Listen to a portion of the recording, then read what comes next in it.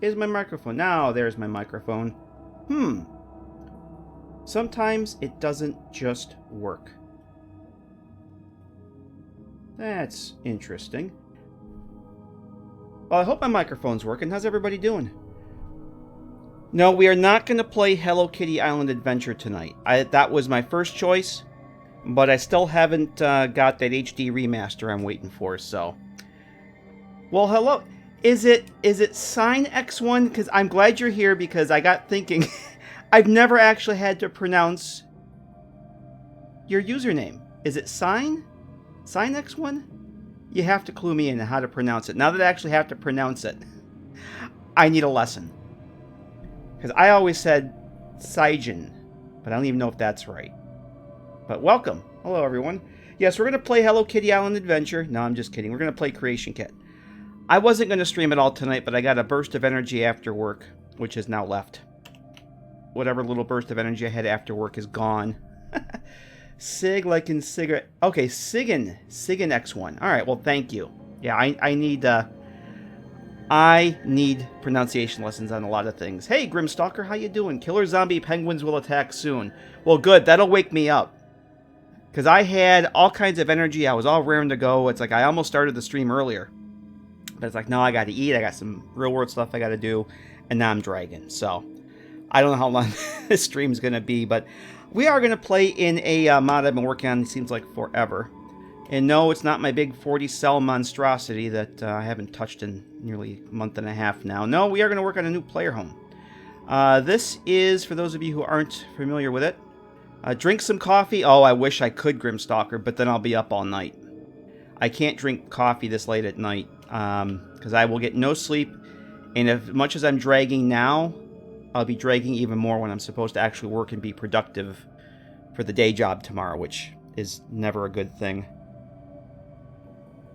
If I have anything now, I'll be bouncing off the walls at 3 o'clock in the morning. And when the alarm goes off at 6:30, it's not going to be pretty. But, oh, thanks, Sigan. Sigan, I got to get used to that. I'm going to have to write it out phonetically. That's a sacrifice we're willing to make.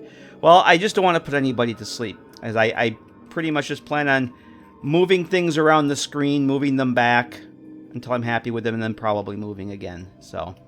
But I do want to set up a couple things tonight. I kind of had to look at this project to see where I left off with it, because I really couldn't remember. It's been a couple weeks, 3 weeks or so since I think I've touched this mod, so. But yeah, Sig, doing well. Doing the work from home. Call you Sig. All right, maybe that'll work. Sigan. I'll get it. I'm very slow learner with these things. Doing well. Doing the work from home thing, which...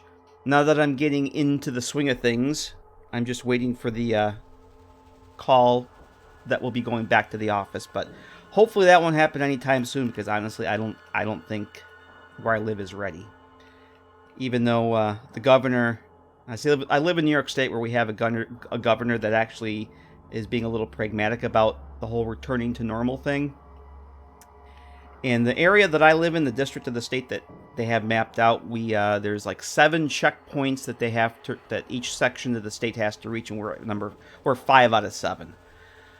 So, but I would expect that by the end of the month they'll say, "Yep, you can go back to the office now," and that'll be a lot of fun, because I'm sure we're all going to have to wear masks and sit even farther apart from each other than we do already, which is going to be interesting, but. We won't talk about that tonight. We're going to talk about video games and stuff. But yeah, I wasn't going to stream tonight, but I got a burst of energy to open up the CK and start working on this. So I figured, why not do a stream? If I'm going to do this anyway, I would like to get another stream in this week. So here we are. So this is a new player home mod. It's going to be called the Outcasts player home, or the Outcasts hideout. It's going to be Fallout 4, obviously. Going to be located somewhere between... I'll probably go pop in game later when I want to do some testing. It's going to be essentially between, I'd say Abernathy Farm and Sunshine Tidings. If you're familiar with Sunshine Tidings, there's that dam that's just, I think it would be east. Big long dam that you cross to get to Sunshine Tidings. This will be on the eastern side of it. The main door for that, there'll be 2 doors. The main door will be on the east side of that dam. Stone's throw from Abernathy Farm. Of course, everything on that map is a stone's throw from every other place, but what are you going to do? So this is actually, for those of you who don't know, this is based on the... Hey, Vic Whiplash, how you doing? It's huge. Yeah, well, yeah, this is actually the inspiration for it. This is the New Vegas GEC, Fallout New Vegas GEC. This is a... hey, there's delicious cornbread, Colin. How you doing? Phoning it in from the parking lot. Well, I'll take it. I'll take the parking lot anytime. How you doing, Colin? We were just talking about my state's 7-step program for returning to normalcy and how we're at stage... where I live, we're at step 5 out of 7. And I don't think we're ready to even go that far, but I hope you're doing well out there on the front lines in Garage Land. And we're going to do a creation kit thing. I almost said creation club. Oh my god, I don't believe I said that. Yeah, so this is the New Vegas GEC, and what we're looking at is the Ryman's bunker cell from the mod called A World of Pain. My favorite mod for any Fallout game. The New Vegas version. There's a version of World of Pain for Fallout 3, which I love, but I love the New Vegas version. And it's given me the inspiration to do another big project that I definitely won't be finishing this year, that some of you may or may not be aware of. I think most of you probably are by now. But Outcasts Hideout Player Home is based on Ryman's bunker. I've pretty much kept the layout as best I can with the Fallout 4 assets. Kind of swing back to here. We have a main entrance, which is kind of a rundown, abandoned semi-cave area. We have a kitchen, communal lounge area, sleeping quarters, bathroom area, and then this is a hallway here. This is like a server room, security outlet. It's labeled the reactor room. There'd be kind of a little reactor thing in there. This area over here is going to be basically some workbenches. There's an armor workbench, a weapons workbench, armor mannequins, plenty of storage for all your goodies. And then we have the lab, which is going to have 3 power armor stations, an auto dock, a chem station, and some other doohickeys that we'll get into later. I think I also put a chem station in the bathroom. Yes, I did. Yes, I did. So, but we will get all that eventually. All is well. Agree. World of Pain is so good. I'm pumped to see what you conjure up. Well, I said earlier I had a whole burst of energy after I got done work, so I just said, yeah, I'm going to stream tonight. And then as I was getting set up after eating dinner, that burst of energy is gone. So I'm kind of dragging right now. But what I want to do tonight, I didn't really have a plan. I do have a lot of areas pretty well set. Oh, actually, I was going to go back in just a comparison here. Layout with the World of Pain cell is pretty much the same, except this is where the power armor area, the lab, would be. And I've added another exit. So let's zoom back out here. Again, the same layout, pretty much kept everything as best I could. Even down to the item placement, I'm trying to replicate a lot of that. And because I really love the cell design in World of Pain. The mod author, DJ Mistro, is just his layout design, or her, I'm not actually sure if it's a he or she. I try not to assume mod authors are male. I don't always succeed. Sometimes I let the he slip out, but I try and not assume that every person that makes a mod is a guy, because it's not true. People who assume that everybody is, I see people post messages on mod authors, mod pages on the Nexus and say, "Thanks, dude," and the mod author's a woman, and it makes me shake my head. But what I've done is I've added this exit here, this doorway here. And so a little variation from DJ Mistro's original layout, but it just works. Only 3 power armor stations. Yeah, I was going to have 4 in here, but then I thought it was a little too crowded. And I didn't want to... It's already a much bigger cell than I wanted it to be. I still have a lot of clutter and stuff to add, so I did end up taking one out. There were 4 in here, and I just thought it was just too cramped, because I still needed to have the shelf for the power armor parts, the fusion core charger, because there is going to be a fusion core charger, and needed to have the the ever popular trash compactor. And there's still some other odds and ends I got to add here too. So 3 power armor stations, and if because I don't generally use power armor a whole lot, 3 is a lot for me. So if 3 isn't enough, oh well. You can have your money back. You can have your complete purchase price back when the mod finally comes out. Oh, thanks, Sigan. I appreciate it. It's a work in process. Yep, the trash compactor is going to be right here. Drop your junk in. It'll spit out the components to the shared workshop storage because, well, not workshop, workbench, because you guys know I don't do the workshop thing. Not a fan, but all the workbenches are going to be linked as usual. And it's worth mentioning that I'm getting access to a lot of assets by the mod author Khalib Gaddafi. I'm going to keep plugging Khalib Gaddafi's stuff because it's so awesome. Old school utility doors, which we will go check out. Old school utility doors from 3 in New Vegas, as well as some Enclave type furniture, the table, there's some chairs. Oh, what else am I using of him? The trash cans, Enclave style crates. I've got some of the old school trash cans floating around here somewhere. Here's one right here. Old school trash cans. And yes, we now have actual metal boxes. And I'm using a mix of static ones. They're going to be containers, but they're not animated. But I also have ones that are animated, where the top actually is hinged, and they're freaking cool as hell. But what I love are the doors, the old school utility doors. They slide open, the part goes down. Oh, they're glorious, just like the good old days. So yes. So I'm using some of those assets again, a lot of my own, some all new textures. And yeah, I'm pretty happy with how it's coming out, but I was kind of running into a wall where you just gotta kind of step away from a project for a while, kind of figure out what the hell I was going to do, because I've said before that you get working on something when you're not really in the zone to do it, and then you look at it the next day and like, why the hell did I do that?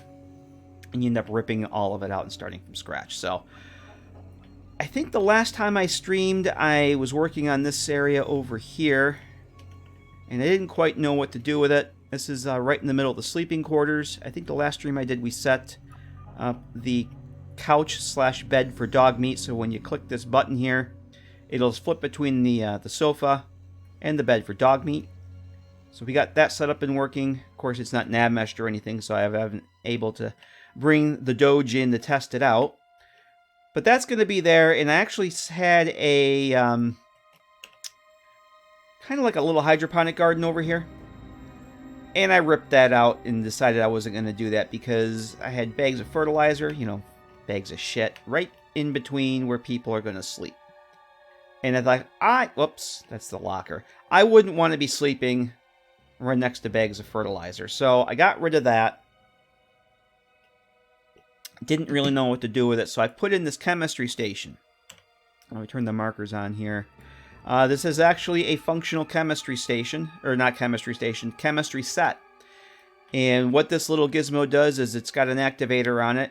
It's kind of like the My First Laboratory from 3 in New Vegas that I've used in some of my other mods. This is essentially the My First Laboratory, but without the functionality for curing addictions, because I have an auto dock that does that. So all the chemistry set does is it generates a random chem from a form list, or from a level list rather. Put together a level list with every chem in the game, and when you activate it once every 24 hours, it'll generate a random chem for you. So you'll activate it 24 hours later, you go back to it, it'll put a random chem in your inventory, and it just works. Hey Ginger Ninja, how you doing? If I don't, I gotta move it. I've got there. Let me try and move some things out of the way. I have to adjust my set for the CK in Twitch. I have creation kit windows that are covering the bottom. Actually, you know what I could do is move my chat window up. Just give me 1 second here. Creation kit windows keep covering up the chat, and I think that's good.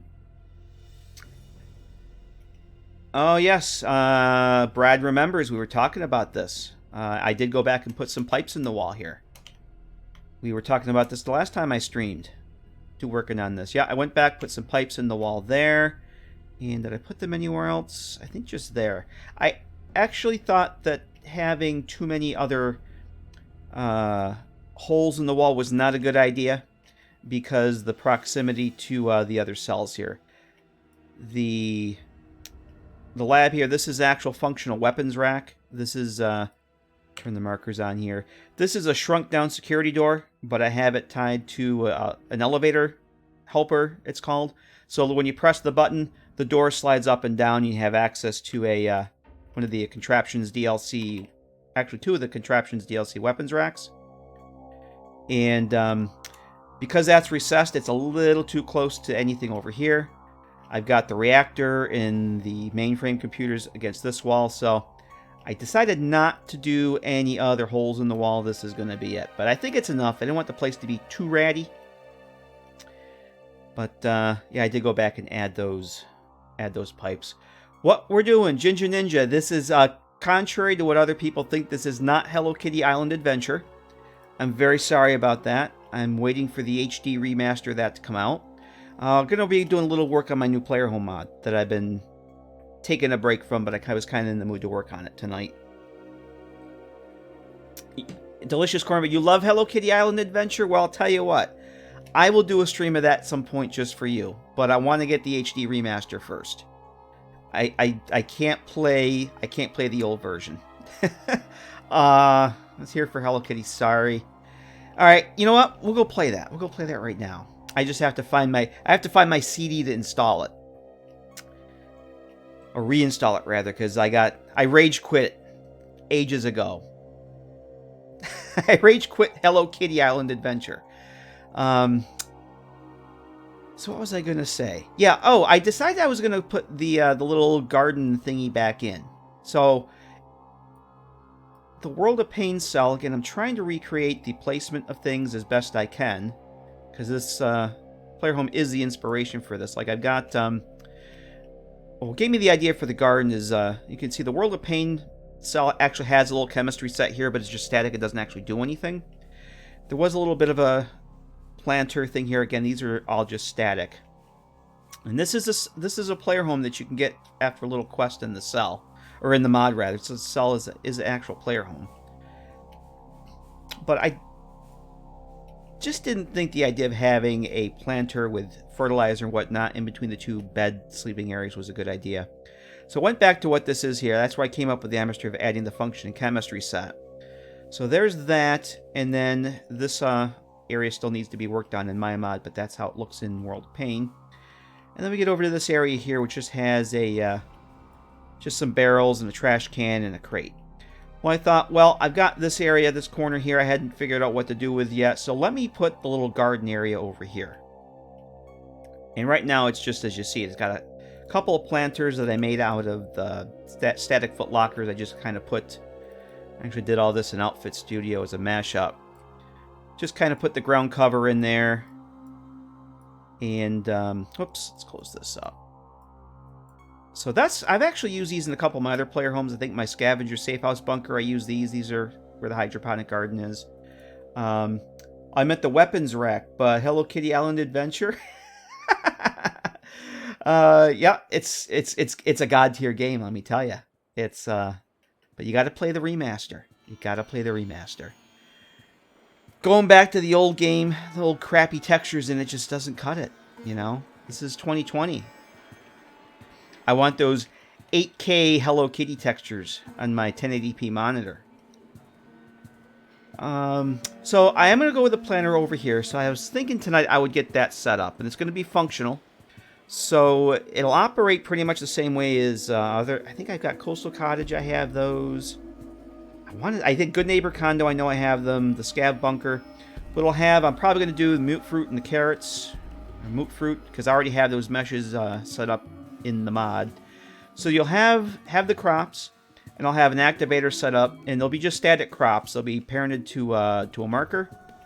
So that when you activate the trigger box, it'll deactivate, it'll disable the static refs, and then it'll add the Mute Fruit or Carrots to your inventory. Because I have the script all set up and ready to go for my other mods. So I think I want to do that tonight and see how that goes and see what I feel like doing. Maybe add some clutter. I got some other places like need some floor mats and just some general odds and ends, just some little eye candy. So maybe we can do some of that. But I really want to get this set up. I've also got to get the terminal set up to let you do the upgrades. Yes, hashtag Ultra HD Kitty. Yes, 8K textures, but the same old meshes. But we got to have those 8K textures, you know, very important.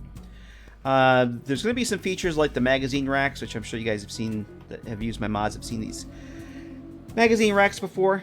There's going to be a terminal that you can purchase upgrades from. Well, actually not purchase. If you have the components, you'll be able to craft them. I've done that in a couple other my mods. So there's a terminal over in the, right now it's labeled the security room because that's what it is in World of Pain. And I'm using the old school mainframe textures or meshes that Khalib Gaddafi is generously letting me use, as well as one of his old school terminals. And these are all lit. They have all the glow maps on them. The lights are actually animated. And this is going to be the mainframe terminal. And you come in here, you'll be able to activate the upgrades for the magazine racks, Nuka-Cola display shelf, the Nuka-Cola magazine rack, bobblehead stand, model kit display rack. And I thought there was something else I was going to add that I can't remember. And I think I'm going to add turrets to the outside that you can actually activate turrets on the outside because it is a random encounter zone. I believe there's NPCs, sometimes hostile, that will run up and down or patrol up and down that dam. I know the other end of the dam where the door is going to be is closer to the Sunshine Tidings. There's a random encounter spot over there where there's raiders and that Mr. Gutsy with the curfew thing that you get. So I might add some turrets there too. I haven't decided yet, but you will at least be able to the magazine racks, and I still have to come up with this is I think where the Nuka recipe book display. Oh, I have a. Oh, okay, cool. I didn't know what this was. This is a QA chest that actually have the books in it, but I don't have my texture mod active, so they'll just be the boring old ones. All right, we go make sure that works. I think I must have put that there for a reason. So this is going to be disabled. There'll probably be either a shelf with some generic clutter, some stat crates or something. But you can activate this through the terminal too. So I don't know if we'll get to that tonight, but that is on the list of things that I need to do. But I think we are going to actually go and do the plants first. Ginger Ninja is asking, what is the theme of the mod? Very good question. Still working on it. But I'm decided from the start it was going to be kind of an Outcasts theme, the Outcasts from Fallout 3.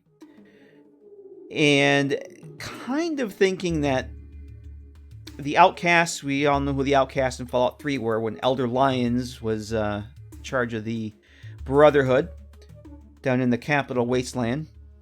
The Outcasts were the ones that thought Lyons and the people that were following him were traitors to the Codex, basically for the oath, the creed that the Brotherhood lived on. So they were more or less kicked out of the Brotherhood. Some of them left of their own accord, took on the name Outcast as kind of giving Elder Lyons the finger. But as the lore of Fallout 4 goes, Elder Lyons and his daughter both were killed, or Elder Lyons died, his daughter was killed as far as I know. And Elder Maxon ascended to power. Yes, young little Arthur Maxon, who you can actually find in the Citadel, little snot-nosed punk in Fallout 3 is in the Citadel. He became the big man in charge, and he more or less brought the Outcasts back into the fold. So my take on the Outcasts for Fallout 4 is they were actually, I guess, remnants of Lyons' pride from the Capital Wasteland. They fled north because they may have been considered traitors by Maxon's, what's the word I'm looking for? Regime, let's say. The Maxon regime considered anybody who was in Lyons' pride traitors. So, long story short, these are going to be ex-Brotherhood people that fled north, took on the role of the Outcasts, and they're basically in hiding. And they discovered this bunker and kind of turned it into their home. And when they got wind of Paladin Dance and Paladin Brandis' teams poking around the Commonwealth, well, they they got scared and they fled. They didn't want anything more to do. They thought they were. I'm just rambling off the top of my head, but essentially they were outcasts from the Brotherhood, Maxon's regime, and then they came north. This was their home for a while until whatever drove them to leave, and you come across it, and it's going to be yours. But you can't just walk in and claim it. There's going to be, I have a whole nother cave, and a whole nother cell here with a cave that you're actually going to have to fight your way through to get into the house. So it's not just going to be a walk-in, claim the house kind of thing. And it's going to be, there's going to be a cave because the World of Pain version actually has the same thing. I'm going to, a loose recreation of the cave from the Fallout New Vegas mod. There's going to be some enemies for you to meet and greet. Once you find your way through, you'll get access to the bunker, and then, and only then, will you be able to go use the main door. So, it's a long-winded way of saying it's going to be a Outcasts Fallout 3 themed mod. But very loosely based. Dance would scare them because he was stupidly loyal to Maxon. Yeah. As I'm going to be very loose and free with the lore to let people kind of make their own decisions. Or I'm going to have a terminal with some lore on it that I haven't decided what's going to be in it yet. But the implication is, or the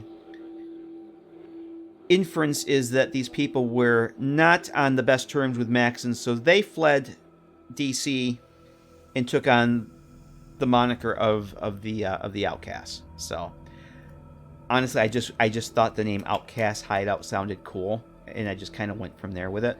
But you know, come up with a name first, and then work yourself backwards, I guess.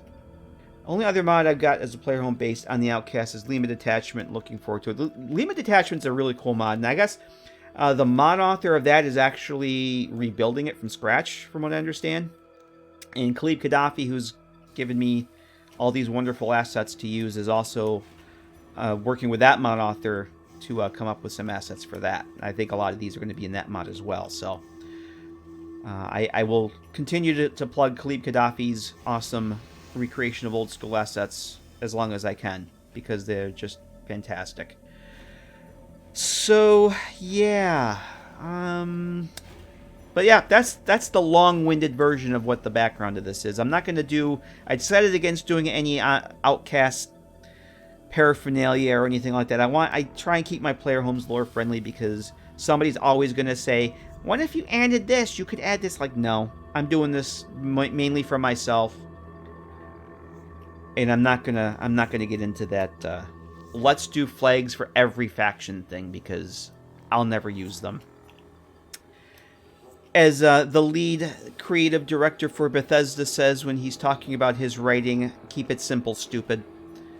Emil Pagliaro, I can never remember his last name. Yes, his writing mantra is keep it simple, stupid. So that's what I plan on doing. Quite an undertaking to rebuild. Are you talking about the cave there, Colin? It's going to be a pretty... actually, let's go take a look at the cave here. Let's go take a look at the cave. The cave is just walls and a cave right now. But yeah, this is the cave cell as it stands. It's not as big as the World of Pain one, but it's still going to be pretty good size. So this will be the entrance over here. This concrete is probably not going to stay. I can adjust the speed on this zoom. This is very, very slow. But this is right now the temporary load door. This is all going to go away once I actually get to working on this. But right now it's just a cave. There's nothing in it. I have just some little areas set up, probably some loot and whatnot. This is probably going to have lootable items in it, where the player home will be mostly static, which is my normal thing, because I don't like things getting knocked over. I like things to be static. But you'll come through here, there'll be all kinds of things. Again, may change. I just literally set that up just to have something to work with, to work from. But this will be... I can't control this tonight for some reason. This will be the main area of the cave in here. I only have a few lights. But this will be like the main part of the cave. And again, this is from Khalid Gaddafi's stockpile of awesome assets. This bunker entrance here. this is actually the load door into the player home cell. So there'll be all this wonderful stuff here to go through. And for a little bit of contrast, this is Ryman's cave in World of Pain, and my cave is not going to be anywhere near as big. Ryman's cave has a lot of dead ends to it, which is pretty cool. I'm not going to go that far, I don't think.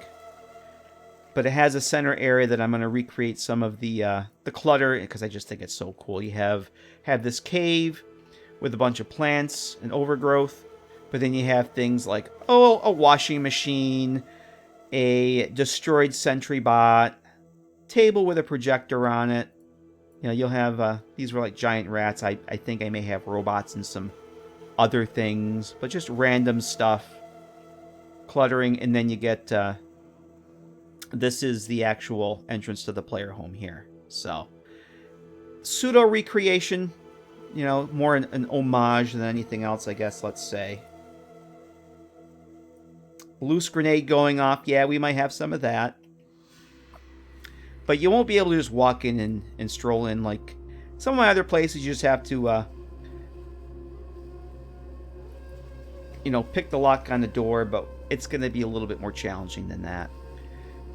And then once you complete that, you get the key card, because there will be a key card that you have to get access, and you're also going to have that key card to get out. Because once we get done doing some actual work,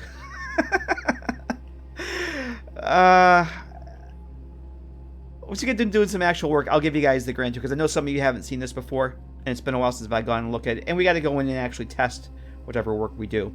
But you'll need the key card to get out. Because I went and added, I don't think I did this the last time. I think I've added this since the last stream. I added a one of the very nicely animated doors from Automatron. We'll need to have the key card to activate this card reader. And then you'll be able to get out this way. Yeah, I don't think a lot of this was done the last time around. I've gone and added lights to here. This is the actual door here. And if you stumble across the exterior before getting the player home, you won't be able to get in. This is locked. They will only be able to unlock this load door from this terminal right here. So you won't be able to get in that way. You'll have to go the long way. But I did add lights to this hallway. I don't think I had this the last time. There's this circuit breaker lid here. You open up the circuit breaker. Click that open. You activate that. By default, the lights. The lights are off. Flip the circuit breaker. In some of my other mods, they'll you hear the chung chung chung. The sound will go down the hallway. The lights will turn on in sequence, and then you'll be able to go down, unlock your door, and go on outside. So there you go. Someone talking through the project is a great first step to finding motivation. If I could just get myself motivated to work on my other big project, that would be awesome. I really need to take a break from the Underworld mod. It was just getting... Again, it gets to a point where you get X amount of days in a row working on something, and you hit a wall, and it's like, okay, well, what do I want to do with this corner? What am I going to do with this corner? I need to put something in this corner. What am I going to put in this corner? And you spend 3 hours just moving shit around the screen, and you realize that you... just moving shit around the screen. Take a week off, even if it's 2-3 weeks like I've been doing, and doing other things. I've been going and playing the older games a lot, because I always get ideas from the older games. Especially World of Pain. Surprise, surprise. So I think we'll start with doing the little garden here. Now, I thought about adding the watering system like I've used in the past, but I don't think I'm going to. That's what the water can is going to infer, that they are manually watered. But I may put like some spotlights on them. Some justification that how they're growing inside without any natural sunlight. So maybe I'll put some spotlights over here with a button you can turn them on and off. Oh my god, that taskbar. What about the taskbar? It's a taskbar. Yes, I use a lot of applications on my taskbar. That's how you make things. Does someone have taskbar envy? If you have taskbar envy, then I don't know what to tell you. let's see. What am I going to do? Oh, I want move fruit. So what we're going to do is we're going to add, I already have these brought in. That's a little big. So I'm going to scale these little mini moot fruit here. We're going to scale those down. Now these will be our static refs.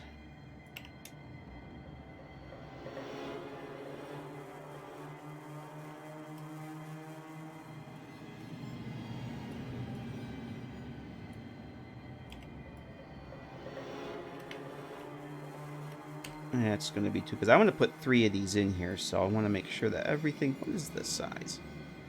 I'm going to make this 1.7. Well, I do the gaming stuff, I do video, I do audio, I do everything. And I have, then I have the GEC, which is launched through... I have the GEC, which is launched through Mod Organizer, and then I have the CK. Actually, I'm probably quit that. We don't need that anymore because the stream started. OBS. It just works. Alright, so we're going to actually have to give these... Do I have to give these? Nah, it just makes it easier for me. I'm going to give these a ref ID. Let's see.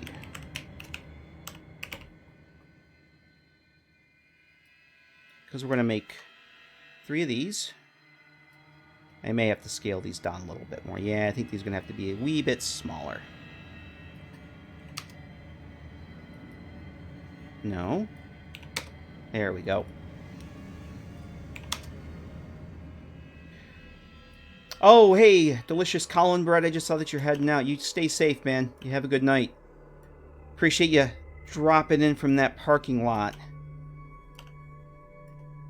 We'll catch you next time, man. You take care.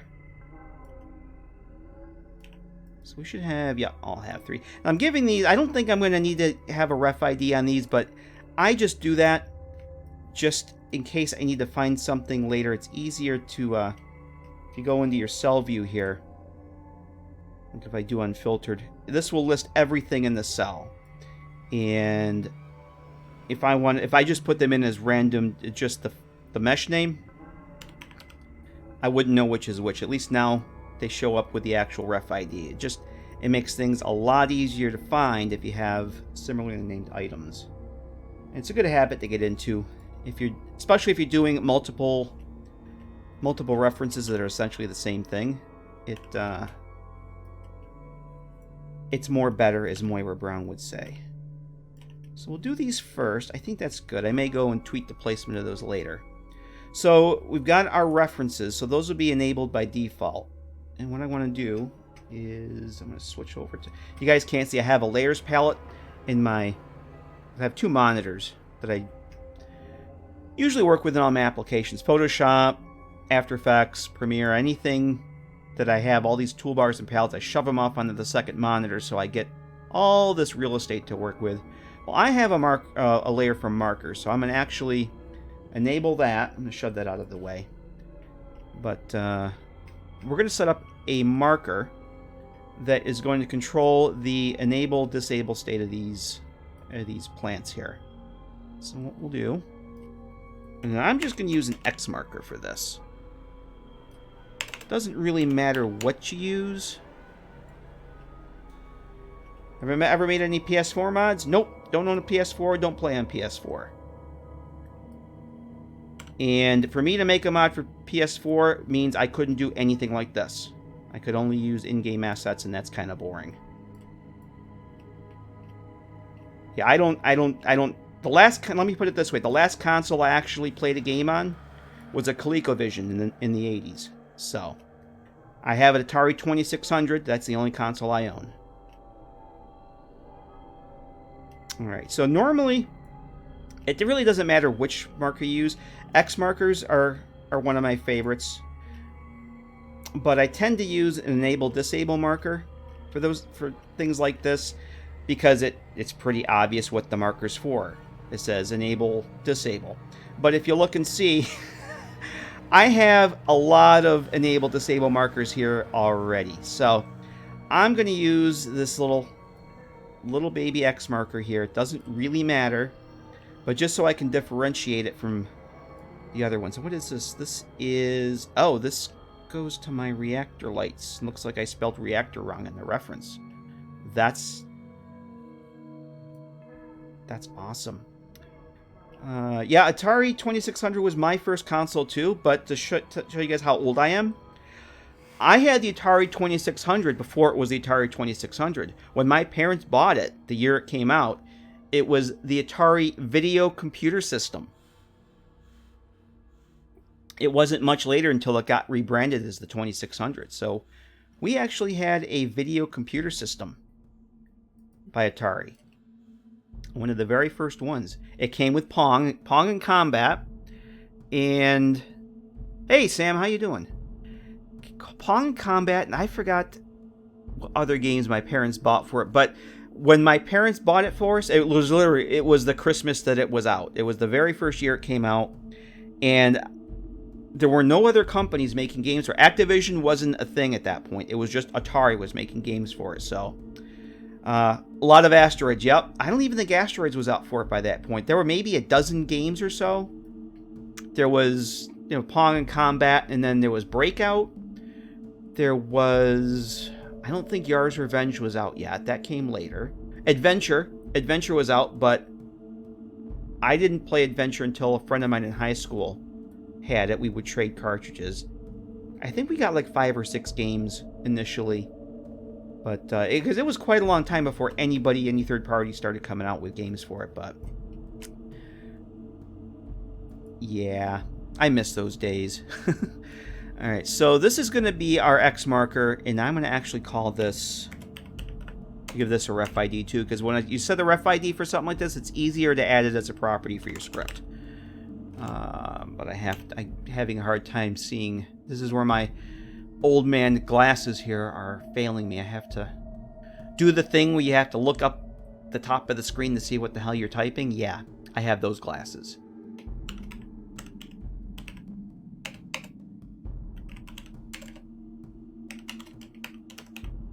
That's good. I'm sure that's probably fine. Let's see. Make those different faction assassin mod work. You make those different faction assassin mods work. I have no idea what you mean, Sam. I don't know what a different faction assassin mod is. Sorry. I don't understand the question. What is a different faction assassin mod? Alright, so what I need to do now is parent these refs. You might be confused. Oh, it's very possible. Oh, that's okay. On the internet, all us mod authors pretty much look the same. Don't worry about it. Now, I do pretty much player homes. I don't do anything with gameplay overhauls or factions or anything. I do old school player homes. Probably 90% of what I do are those because I hate the settlement system. I'd much rather use a player home. I've done some retextures. I've done a few tweaks and patches, but yeah, I've never gotten anything to factions or anything like that. At least not yet. Another project I'm working on, there will be some faction stuff in it, but it's just going to be contained to the mod itself. It's not going to be a game change thing or anything like that. I let people who know far more about that stuff than I do that thing, because I'll probably break something. And like Moira Brown says, and people will yell at me with mean words. So what I need to do is we're going to parent these Mootfruit refs to this marker.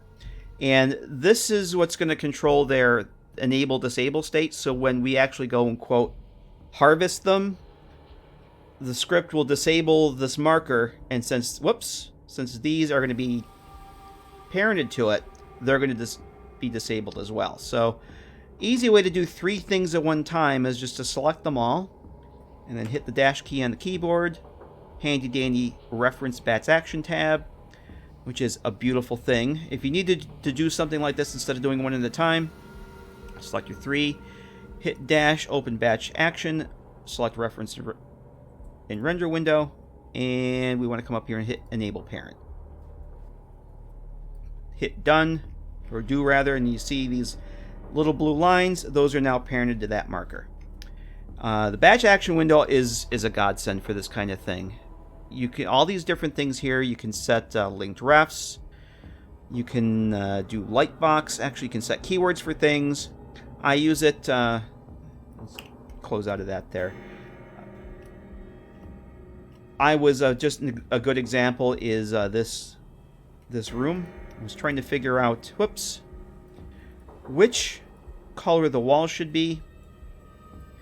The original mod, or the original cell that this is based on, has kind of this grungy white, which is what I ended up with. But I just wanted to see, because I kind of wanted to keep that look. But I wanted to see how it would look with some other colors. So, depending on the mesh, the wall set that you're using, you may or may not have all these different options for material swaps. Rather than going through and choosing each wall section piece by piece, I could just basically select every piece in the room, open the batch action tab, and then you can come down here, set material swap, and all the material swaps that are available for those are here. So you can literally do a material swap on a room all at once. But we're not going to do that. So I love the batch action window. It saves you a lot of time.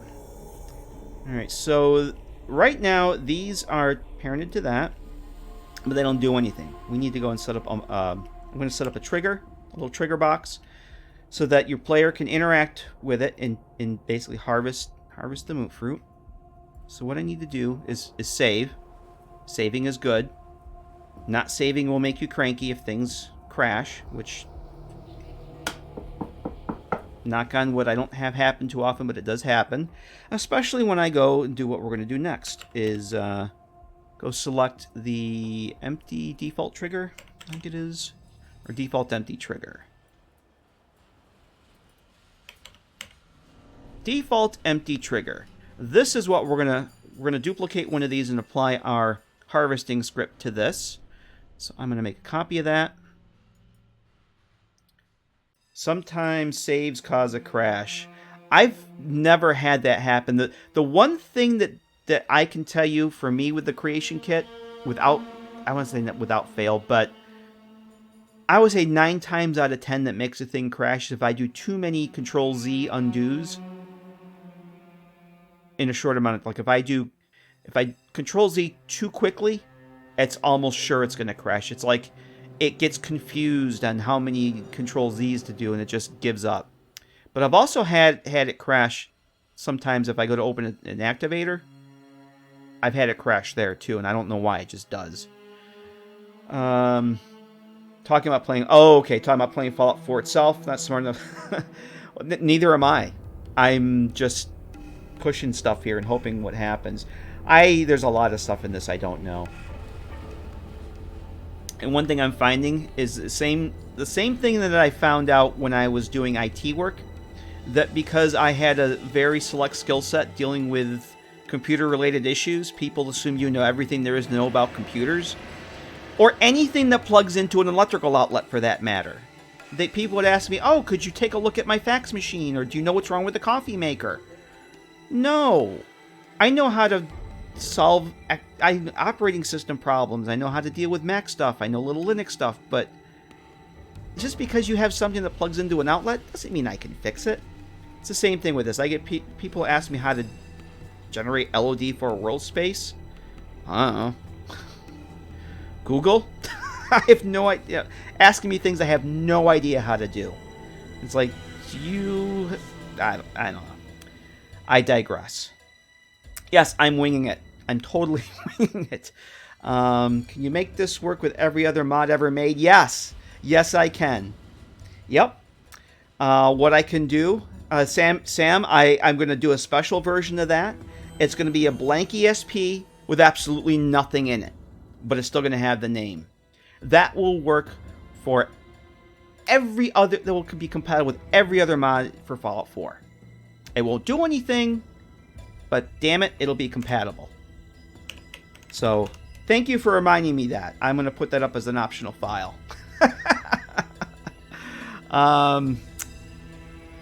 Yeah, the things that people want are pretty amazing sometimes. Alright, so what I'm going to do is I just duplicated this activator, so I'm going to make my little trigger for the moot fruit. So I'm going to give this a unique name. You always want, if you're going to use a vanilla item like this, you always want to duplicate it. Do not use the default empty trigger and put your script on it. Because every other one of these that shows up in the game, if another mod uses it, it comes loaded before yours, but you can really screw up the base game by just using the base game stuff without renaming it. So always duplicate and rename. And you can, yes, you can open this up and then rename, add your script or whatever, and then rename it. You can do it that way. But as you'll see, that's a really easy way to screw things up and do exactly what you shouldn't do. Modify base game stuff. So I always duplicate first, and then I go and edit my copy. I make sure it says copy when I open it. And another way to catch yourself, if you were to make a mistake and modify a base item, periodically I will go through and run my mod through Xedit and just to see if I have any stray edits, because it does happen. You go looking at a cell. Now, generally, when I go looking at a cell for reference, I'll quit the CK, just load up the base game or the DLC that I want, take my screenshots, take my notes, get my information, and then load my mod back up. That way I know I'm not making any dirty edits. But you also should be checking your mod in Xedit periodically, too, to make sure that you're not poking through, changing, looking for something, and then accidentally click on, like, a set of armor, which I did in the mod one time. I was just looking for, I think, some armor resistance on something, or a mesh. I think I was looking for a file path for a mesh. And the CK said, oh, you changed this set of armor. I think it was like a Brotherhood scribe outfit or something. I'm like, no, there's no Brotherhood scribe outfits in the game. So it was a dirty edit. And only because I ran it through Xedit as I was working on the mod, I was able to catch it before I was ready to publish it. So it's just a habit. It's a good habit to get into. Check your work.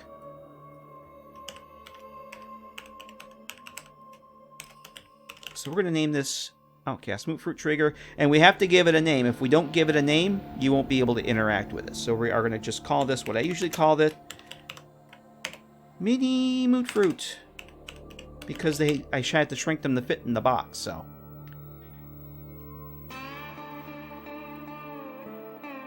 yes, I will make it work with CB. It'll be 100% compatible with CBB in Body Slide and Wonder Body and every other.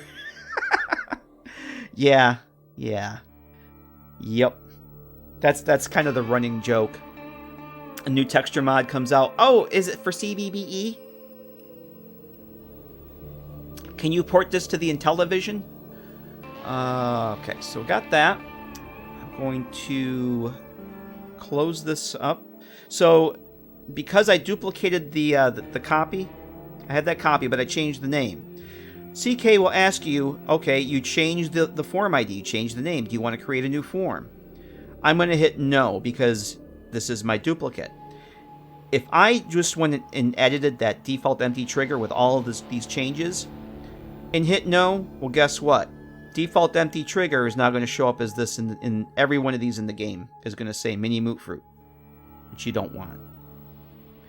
So, because this is already a duplicate, I'm going to hit no. If I hit yes, it would make another copy of the copy. It would be two copies. I don't need two copies. So we're going to hit no, and then we're going to hit yes again. So now we have our trigger. I'm going to save. And actually, I want to change this again. I usually like to put another underscore here. Okay, so we have that. And what I want to do next is go and attach my script. And I think it's called Harvest. No, not Harvet, Harvest.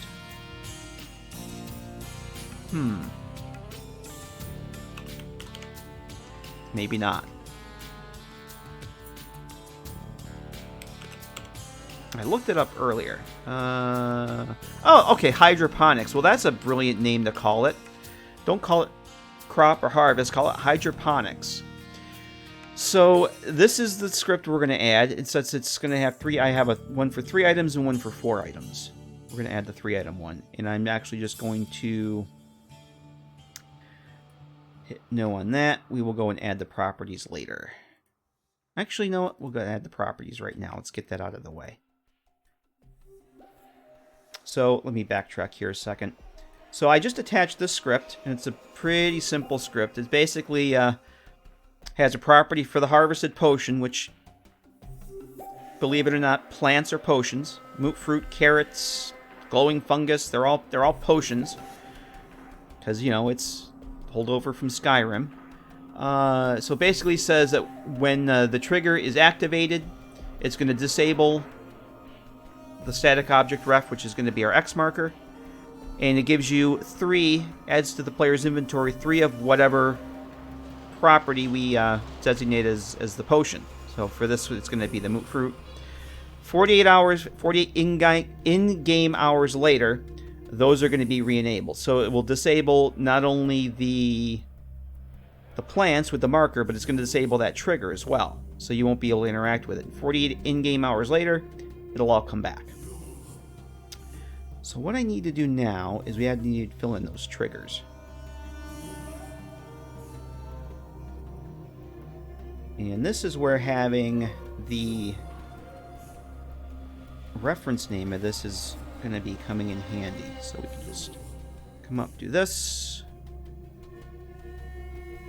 Back to the properties. Okay, the static object ref is going to be my marker that we just made. Pick the cell. Come on. I kind of did it backwards. The moot fruit marker, that's one property. Then we have to go do our potion. And what I'm going to do is it's going to use the Vault 81 moot fruit. That's going to be our... Because the moot fruit from Vault 81 don't have rads on them. They're a little bit better than the ones you find out in the worlds, and that's what we're going to do. We are going to add those. And save that. I think they're actually called V81. Let's hop over to the potions real quick. Yeah, V81 moot fruit. So it will show up in your inventory as fresh moot fruit. And we're going to do the same thing. I think I'm going to do carrots as well. And it'll say fresh carrot. So the next planner will do the same thing we're going to do here, but we'll do it for the carrots. So we have that. I have my markers on. Yes, I do. All right, so back to the triggers. And I still have my markers layer active. Drag this in. Now, I just dragged that trigger into the cell. You can see this is big orange box here, which we definitely don't want it that freaking big. So I'm going to scale it down. Actually going to rotate it a bit here too. What's the rotation on this? 81. I'm going to copy that Z rotation value and paste it in there, so that it's essentially it's going to align with the way that footlocker planner thingy is. I just saw Sam said people will sue you for the smallest glitch in the world. I installed your mod and it made my game crash. Yes, I have 254 mods, and I put your mod in, and it made my game crash, even though I have 255 mods. So your mod is broken. Please fix. Yeah.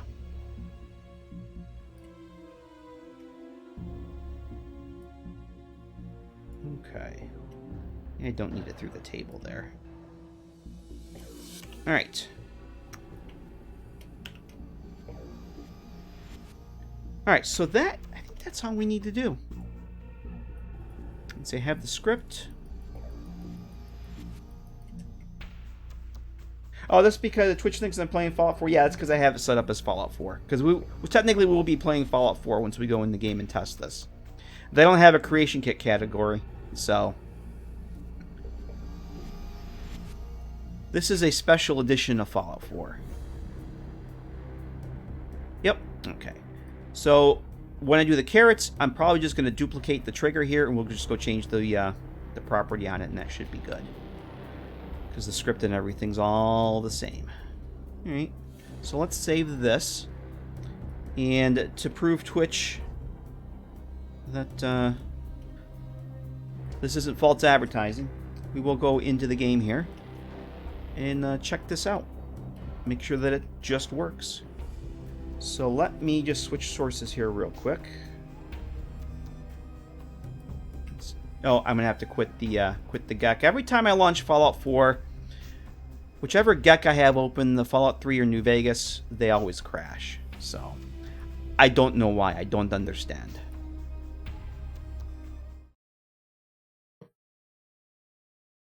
So we'll just jump into the game here.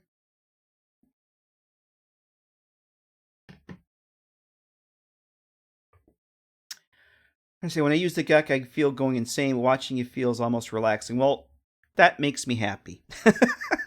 I just felt like doing a chill stream tonight, just getting a little work done and hanging out, and I do find it does kind of relax me sometimes. If I had a stressful day, just poking around and making some stuff generally kind of relaxes me. Oddly enough, nav meshing really relaxes me. Some people hate nav meshing. I don't mind nav meshing one bit. It clears my head, I guess. I don't know. What the hell's the name of my cell? I gotta go back and see what the hell my cell is. It's been so long since I was into this. That's what I thought. It just works, exactly.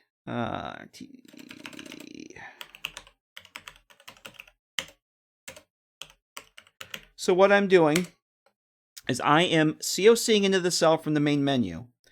And what this does is it will spawn you into the cell, not loading up a save game, spawns you into the cell with a basically what I call test Nate. You basically spawn as Nate with no inventory other than a vault suit. You just have a vault suit, and your special skills are all set to 1. Now, interesting thing is I actually, I don't know if it does the same for New Vegas, but I spawned into a cell in Fallout 3 last night or the night before. And you end up in just your underwear, but your special skills are all set to 5. Your special skill points are all set to 5, and your skills are all set to 15, which I didn't know. But so yeah, your test character in Fallout 3 is actually more powerful than 4, because you have 5 for all your specials, which is funny. But yep, there's test Nate, nothing but a vault suit. And we are going to turn the lights on. And we're going to go into the little room here. How about those doors, huh? Check that out. Yep. Game defaults how you start the game by COC. You don't trigger the game quest. Nope. Which brings up a point, is that for just testing like this, COCing in is perfectly fine. If I'm moving shit around and I want to go test something, it's perfectly fine. But if you want to test your mod in the actual game environment, yeah, you don't want to just do that. That's not. You have to test it with a fresh game, or at least the game that you've actually started all the trigger the game quest. That's exactly right. But for just make sure your walls are aligned, make sure a script works, see how a texture looks, see how your light switch works, this is perfectly fine. So here's our oh, I forgot the thing I always forget to do. Because I got, there's a checkbox that you need to set on those triggers for player activation, and I did not do that, so I cannot activate this. So we need to go and do that. I always forget to do that, especially because I'm not paying attention. See, I can't pick those. Cannot activate that. So we're going to QQQ out of the game because I'm a genius. Yeah, I would say 9 times out of 10 when I set these up. Switch back to desktop here, hopefully.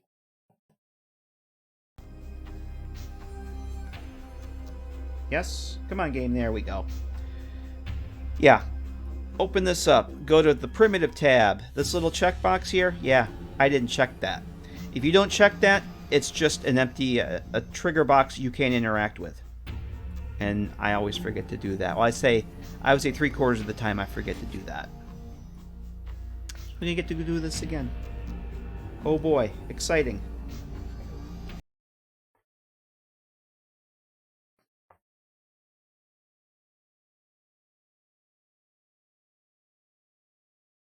top quality entertainment, I'm telling you. But yeah, I like COCing in like that. Just it's a quick, dirty way to check your work. But when I go to actually test a mod, I have a test character that I use. I have a save file. You can probably see it right here. Test Nora. She has a few saves here for another mod that I'm working on, but this is Test Nora, right outside Vault 111. This was no mods, just base game stuff. So if I actually wanted to go and test for an actual functionality with companions and whatnot, this is what I would use, because she's gone through the whole vanilla start sequence. And I could actually load that up in COC in that way, but we don't really need to. Not for what we need to do here. Oh, thanks, Vic. I appreciate that. It's I keep going back and forth on if I want to work on this or Commonwealth Underworld, but I'm probably 3/4 done with the player home itself. And then I got to do the cave yet. So I kind of want to see this one through. Oh, we don't need the damn Pip-Boy light.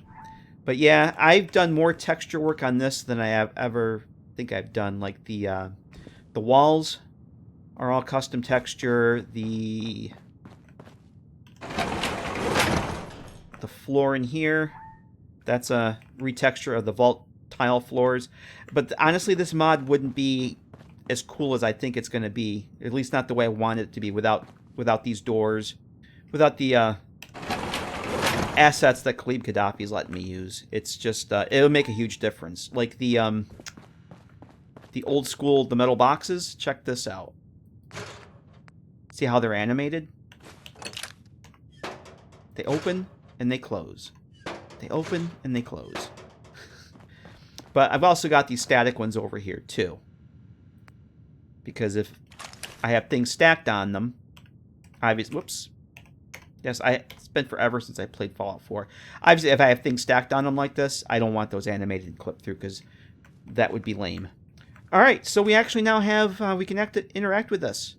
We can interact with this now, so let's pick some mini moot fruit. And Tugga Toga, thank you for that follow. Welcome, I very much appreciate that. So you see that the moot fruit disappeared. I can no longer interact with it. The trigger box has been disabled. And if I go into my 8 inventory, I should have 3 fresh moot fruit. So let's do the magic waiting game. Oh, yeah, I can show you guys the dog bed that we did for dog meat last time around. See, right now it's just a couch. Hit the magic button, and there's a doge bed. And I don't know if you guys have seen Fading Signals work he's doing an upgrade to his camping mod. Is it Campfire? The camping mod that he's got I don't use nearly as much as I probably should. He's doing a huge upgrade to it. He's doing a bed for dog meat, and the texture on it is just so freaking cool. It's like these really semi-kitschy 50s. It's like a dog bone pattern, like doggy treats in the shape of like dog bones in the shape of like doggy treats, like dog snacks. That's what the pattern is. It is so freaking cool. It makes me want to do something new for this, which I don't know if I will.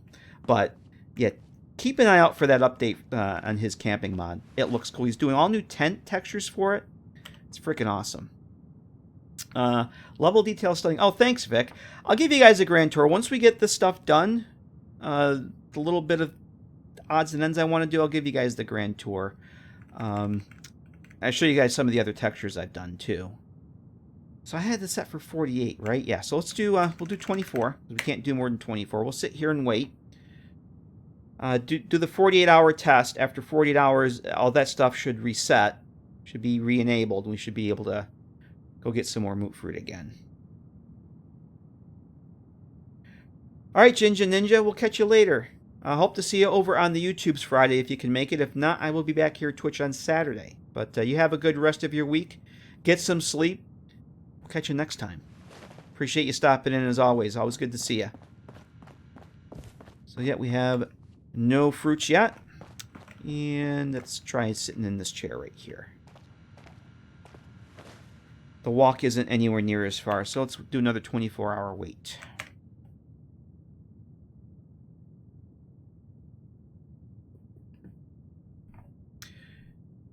Need some elevator music to play. Actually, I thought I had desktop music for the... No, I guess I don't. Feels weird with no music in the background. I am going to have a the audio entertainment system that I've used in some of my other mods, where you can choose between Diamond City Radio, the classic radio station, or Radio Freedom if you so desire. But that's going to be one of the last things that I add. Aha! There we are. 48 hours later, they regrow. Oh, thanks, Sigan. I can't wait to get it done. But yeah, they grow back, and then we can pick those again. So it just works. So now I have 6 fresh fruit. And yeah. So, oh, let's go. I'll show you guys the chemistry set too. The makeshift lamp. So chemistry set. Chemistry set will brew 1 random chem in a 24-hour period. Would you like to brew a new chem? Yeah, let's brew some chems. Chemistry set is now brewing a new chem, which will be ready in about a day. So if I come back and activate this, I try and activate it again, it just gives me the message saying, it's brewing a new chemistry, which will take about again. Please try again tomorrow. So it's actually a slightly different message than you get. So we'll sit here. Watch this not work. I know I tested this a few times, so. But if it doesn't work, then so be it. But we'll give this a shot here. And then I think I need to take a quick break and get some more water before we go back into the creation kit. The kit of creation.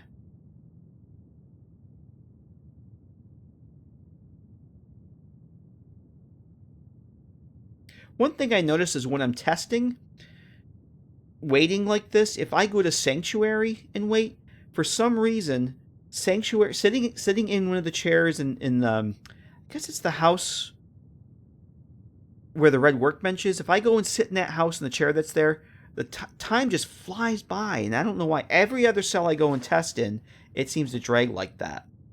I don't know what it is about Sanctuary. So let's try the chemistry set again. Chemistry set. Okay, let's brew some chems. Chemistry set is completed brewing a chem. Yep, this is correct. And I just got some Psycho. So it just added some Psycho in my inventory. The jet, I think I got that from one of those up there. But yep, it just works. So what I'm going to do is go and delete these. Oh, did it not save? Oh, cool. Alright. I just want to make sure it's... Oh, no, it did. This is what I'm just going to go delete. Delete the autosaves. We don't want those. And this is from my other big project mod. Save files for that, but we'll save those for another day. Alright, I'm going to take a quick break. We're going to QQQ out of the game, and we'll switch back over to Creation Kit desktop source here. I need to take a quick break, get some water, stretch the legs. Give you guys a chance to do the same, and when we come back, we'll set up a trigger box just like this. We'll do this with some carrots, and then see what other things I might want to go and add tonight. Some little odds and ends, some clutter and whatnot. But yeah, quick break. Hope you guys stick around. Watch me push pixels around the screen, and we will continue on in just a few minutes.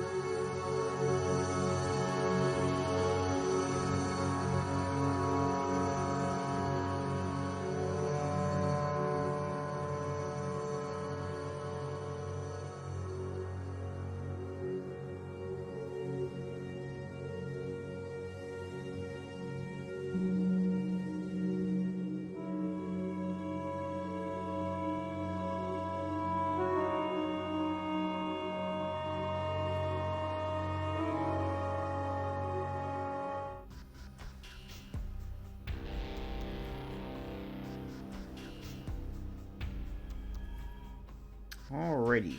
Drink o'clock. I like that. I like that a lot. Okay. Well, we are back. At least I hope I'm back. But yeah, drink o'clock. Somewhere it's always drink o'clock. Alright, so what we're going to do next is I am going to set up this other planner here with some carrots, because I already brought a carrot static in that I have. So I think what I actually, to make this easy on myself, I'm just going to duplicate the mute fruit trigger that we made. Mute fruit. I alternate between saying that because I can't decide which way. Well, no. See, this is why I need to stop and pay attention to what I'm doing and not talk.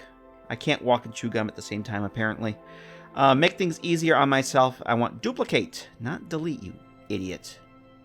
Idiot savant here. Because this already has the script and everything set up, but I'm only going to have to change the two properties on it. So we're going to call this carrots. And I think I usually put hydroponic carrots for these.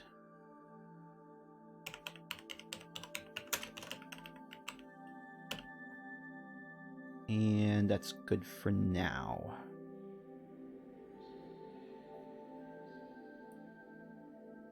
No. Yes. Okay.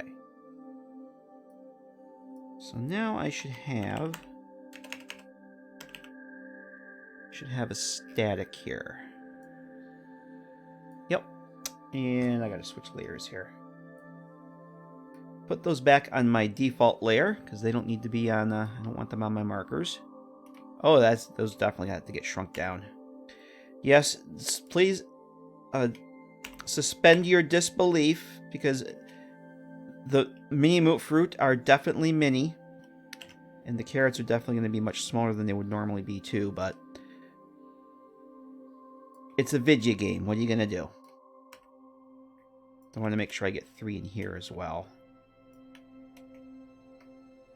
Alright, so let's give this a ref.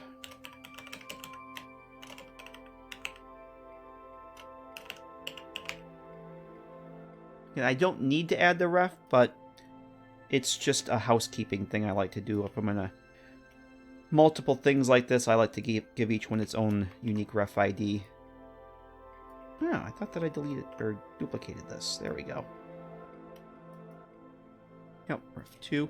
And if you name one, if I gave this the 01, once I duplicated it, it automatically signed itself to 02. So that's another cool thing.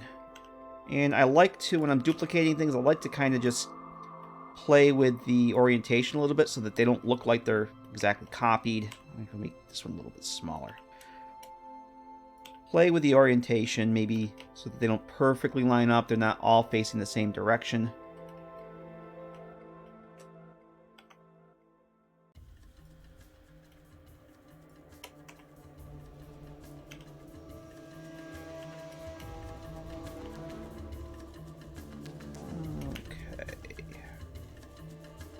Flip that around that way so that the leaves don't interfere. I think that's good. Good enough for government work, as they say. I could stay here all night tweaking the damn things, and I'll never get them the way I want, so that's good for now. Set us up another X marker. We did before.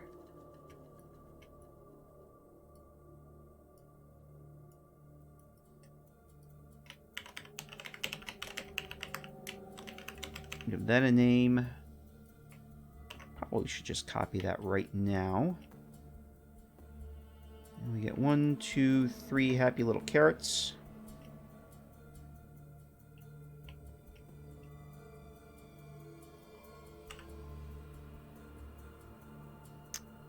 Oh, actually, let me show this to you. Another good reason to give things a name. So the last time I actually went down there and I hit the select reference button and selected it that way. If you have things that are named, like I just copied that, the ref ID name in my clipboard. Let's go up here. I'll hit, select the carrots again. I'll hit the dash key, bring up the batch action window, set enable parent. So instead of having to scroll down through my render window and go and find that X marker and hit it, we can just do this. I can put in filter with that name. We'll do Outcasts home. That's the name of the cell. And I can just come down here and bam.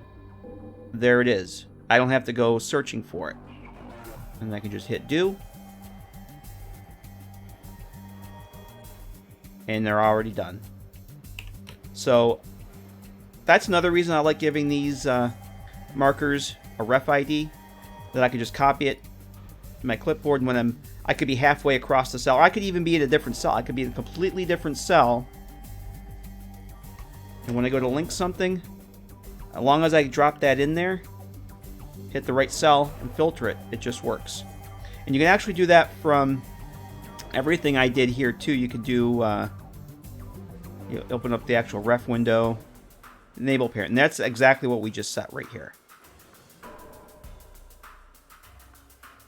But it's the same principle. It's just that the batch action window lets you do it for multiple things, other than I have to do each caret at one at a time this way. But the principle's the same.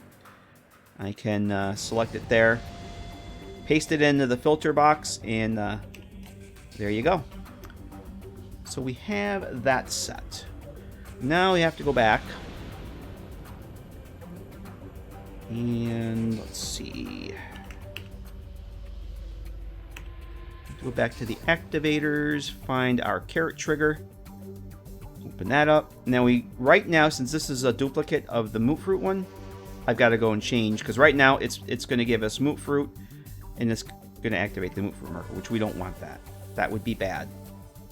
So I'm going to drop that in, find our caret marker, just right there, swap that out, and then we want to change this to B81. You can. This filter box is a lifesaver. It'll save you so much time. Carets Vault 81, and there we go. Just change those two properties. Make save. So it's just like watching me play the actual game. I save every time I do something. Let's see. Scum save in the game, or save scum in the game, and I save scum in the creation kit, because, you know. I want to go get this here, too. I don't like repeating progress, or repeating things I've done if it decides to crash on me. So I'm going to duplicate that Z rotation value there. I end up, Sig next that I end up with hundreds of saves. Yep. That's what the save folder's for. You don't want it to be empty. If your save folder isn't full, they'll take it away in the next game. But yeah, I'll get a few hundred saves in there, and then I'll go and move those off into another, like an archive folder. So I don't delete. I never delete saves. I don't know why people say they delete saves. Never delete your saves. Make a new folder inside your saves folders called archive saves and move them in there. But I would never, ever dream of deleting my saves because you never know.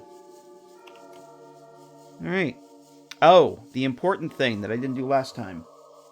Give me 1 second here. Gotta check something on the laptop. There we go. Yeah, I don't want to forget to do this again. Get in the game and realize I can't interact with them, so we're gonna hit that player activation trigger. Now, you want anything you want the player to interact with, you've got to make sure that that's active. Otherwise, what happened before when we go into the game, and it doesn't just work, we don't want that. Yeah, I never have gone back to really old save, but you never know. No, that's my thinking, is that I've never needed to go back that far. I've never needed to go back to level 3, so I don't need this. But the way my life works, the minute I get rid of something that I think I don't need is the minute that I'm going to need it. So, and I don't mean just for save files. I mean everything. Computer files, old computers, you know. I'd rather have it and not need it than need it and not have it. I've been burned too many times. All right, so we now have some carrots. Let me just double check the properties on this. Got that active. We've got carrots. We've got a carrot maca. I think we are good to go. So make sure that's saved. We will go and test this out. Make sure we can get us some carrots now.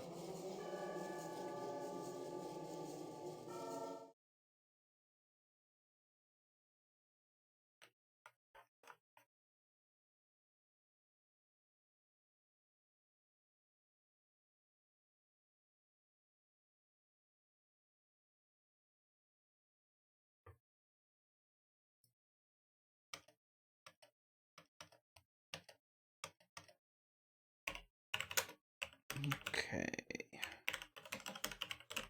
Whoop, not Outcast Homer. Don't!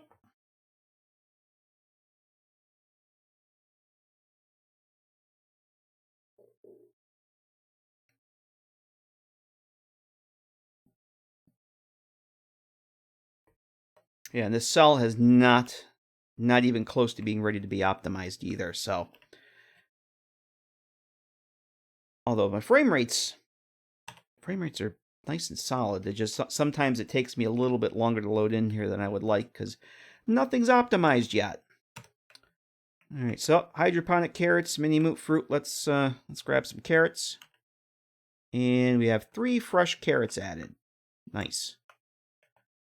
And we'll go sit in the chair of waiting. The 24-hour thing.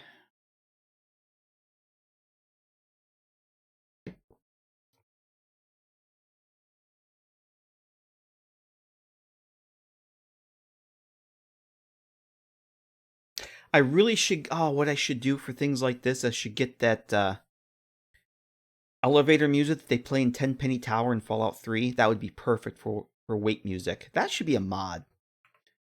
Plays the Tenpenny Tower elevator music. And, okay, 24 hours. Nothing's grown back. Let's hit the chair of waiting again.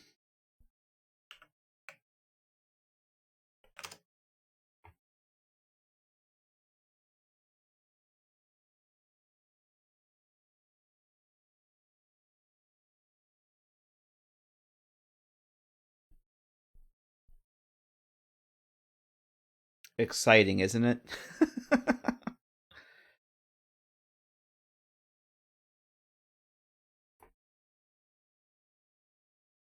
Okay.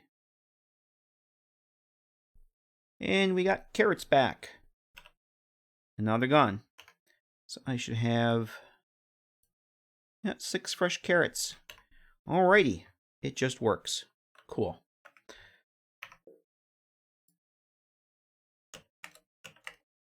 Alright, let's quit out of the game and we'll jump back to the desktop. Alright, so that is done. I think that's the big thing I wanted to do, is get that set up. And I was actually thinking of setting up the terminal that allowed me to start enabling these optional items, but I think I need to actually... Let me take a quick look here. I was thinking maybe we could do one, but it's... I've got time yet. It's not even 8 o'clock yet, my time. I haven't looked at how I want to actually do this, though, so maybe now wouldn't be the best time. Is it this one or is it this one? It's this one. Yeah, I don't have anything set up for this at all yet.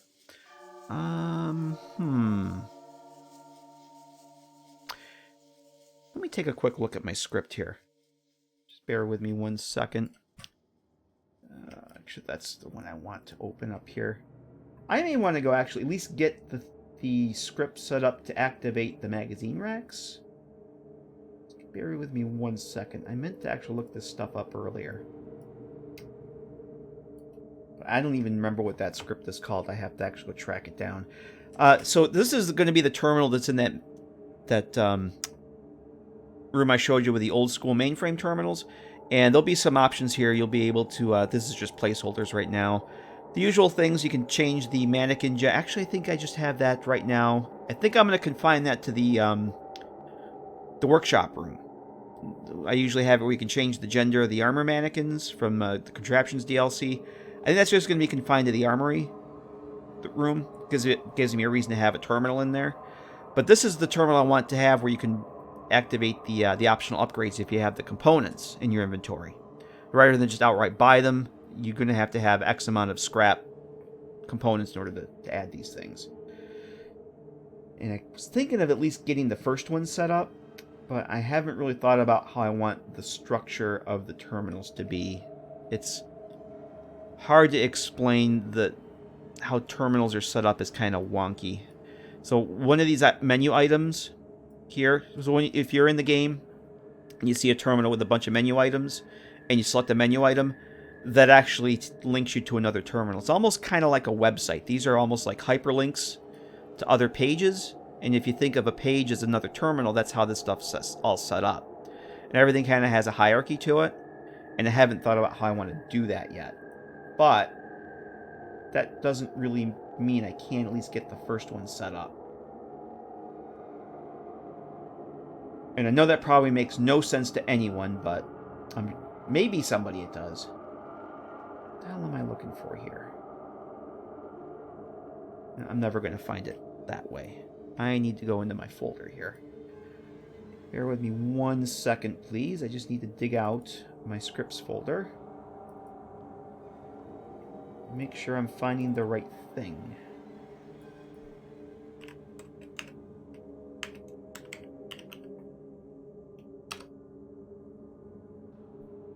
This one. Yes, I think this is the script here. Let me open this up in Notepad++. We'll take a look at this here. I think this is the one.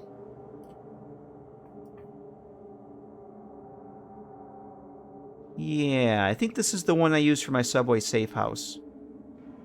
So let's go with that. Maybe we'll do that. And see how much I can break that and get it to not work the way it should. The first time.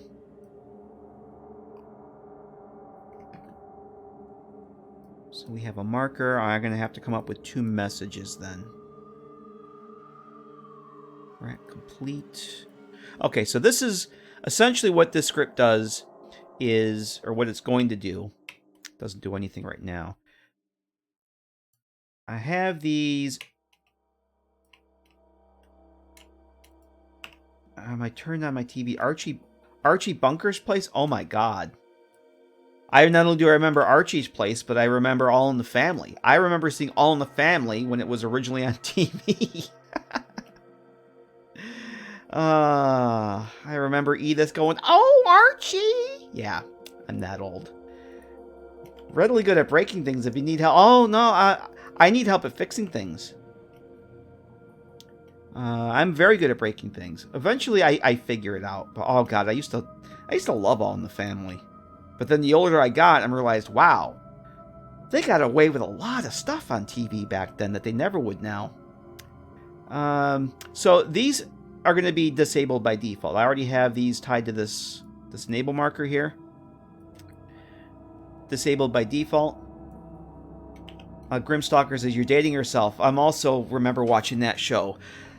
Grimstalker, I remember watching Laugh-In when it was live. That's how old I am. Laugh-In was live when I remember watching Laugh-In when it was live. Yes. So, yep. Totally old. So by default, these will be disabled. You'll have the pictures. And then when you go to the terminal, provided you have the right components, you'll be able to enable those. I think we can probably set one of those up. I'd like to at least get one out of the way. So let's go do that. I don't think that'll take too terribly long. I have to make a couple messages. Where's my script here? Make a couple of messages, which I can always just do placeholder stuff. And then figure out the actual component breakdown. 2 adhesive, 4 aluminum, 3 steel. I think that's good for starters. I may go change that, but we're just going to work with that script for now. And they definitely couldn't have those shows now. No, definitely not. All in the Family would never fly now. Nope. The Archie Bunker would not fare well today on TV. I could see him getting away with it on like cable or something, on Netflix or Amazon, but even then they would get a ton of flack. Alright, so what we're going to do first, this is going to be very provisional. Actually, default. I'm going to do this. I'm going to duplicate this default. Whoops, nope. Duplicate this default terminal.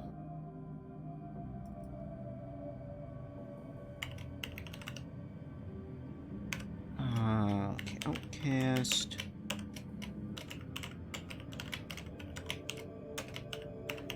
We'll at least get this one set up as a base.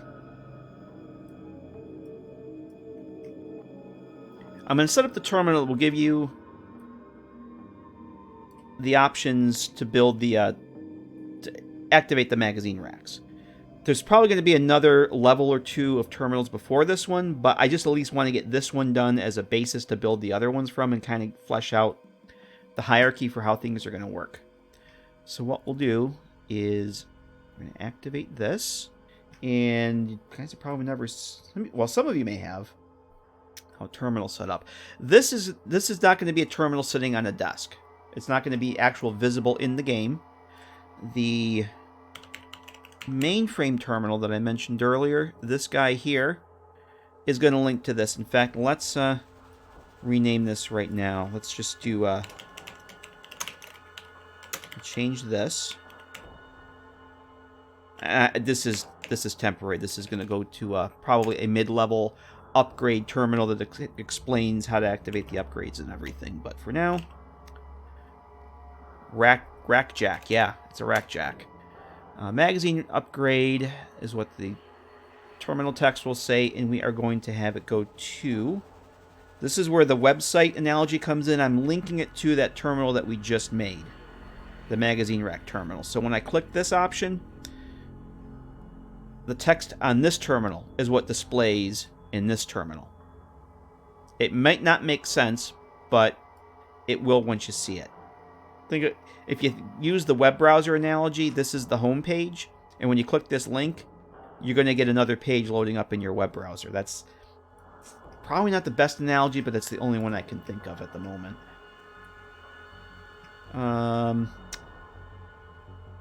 Oh, Vic Whiplash says, we talked about Laugh-In. Oh, that's right. We did talk about that on an earlier stream. Laugh-In, HR Puff and stuff. Yep. Lidsville, which is also a Sid and Marty Krofft thing. Let's close this up. And the magazine terminal. So I'm just going to put some temporary text in here. This may end up changing.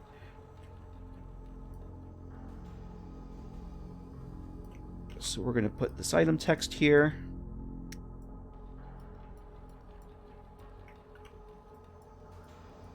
Okay, so this will be the text. Let's see.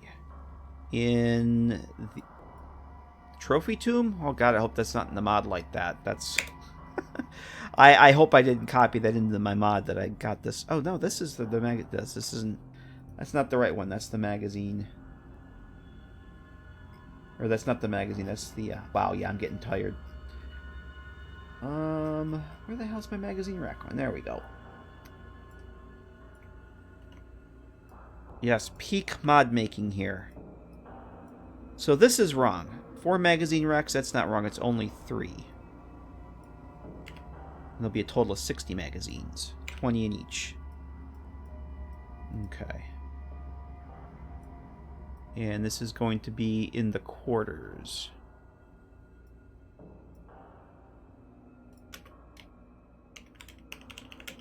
This is going to need to be tweaked. Quarters room just sounds really clunky, but there you go.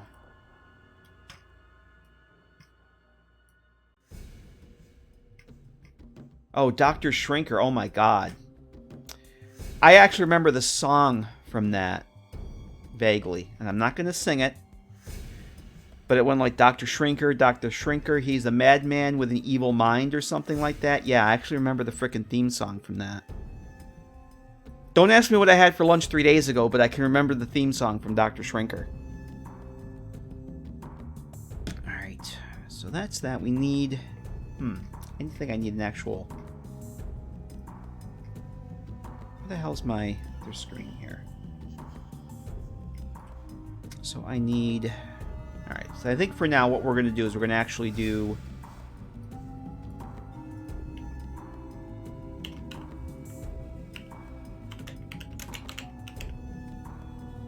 I cannot type tonight. Yeah, my chat window is covered up at the moment with my text editor window. Wow, I'm really having a hard time with the typing. Words! I know words! Activate magazine rack. Activar! Yeah.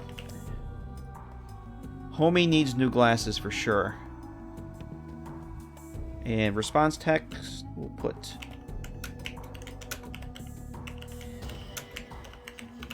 This is completely provisional. This will definitely be tweaked and changed as I...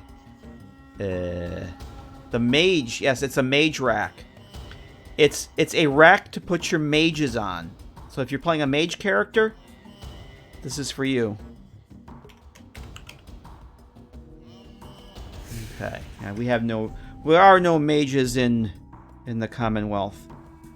Alright, so now we need to attach... Let's do this. It's new. Back.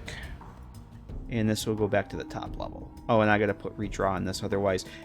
I always put for an option like this, I always use force redraw. Otherwise, you click the option and the screen just turns blank.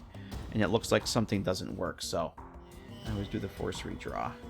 Let me check chat here. And Land of the Lost. Yep. Yeah, I vaguely remember that one too. And yeah, it would have to be drink a clock multiple times for me to sing either of those.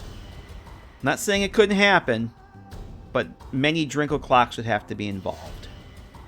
Alright, so what I need to do now is the script should be fine. So I'm just going to drop the script in. Well, I got to make sure I drop the damn right script in.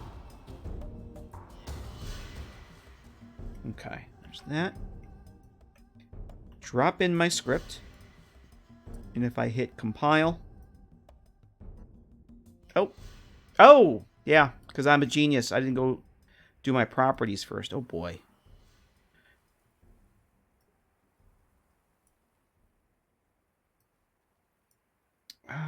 Properties. How come my properties aren't showing up?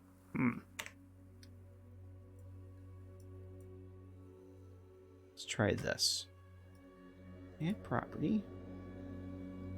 Oh, yeah, we have to, I forgot. It's been a while since I've done fragments. Oh, boy. Alright, we're going to do this one first. Do I not have properties set up here? I don't have properties set up. Oh, boy. This gets better and better. I knew there was something I was forgetting to do.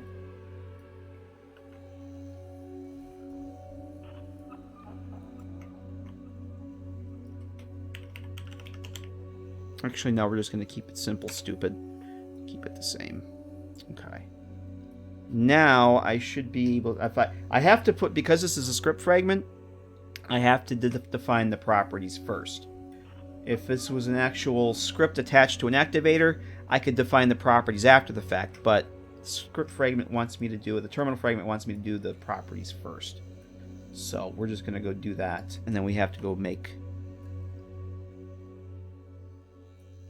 I'm just going to go through. So this is going to be a message.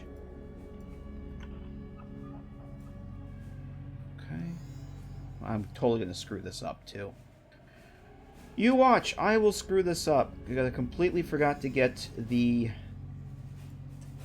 properties from my other setup of this. So bear with me. I want to do a sound. Look at this. Look at this. We can add properties for shouts and soul gems. Yeah, shouts and soul gems are still in the game, hidden.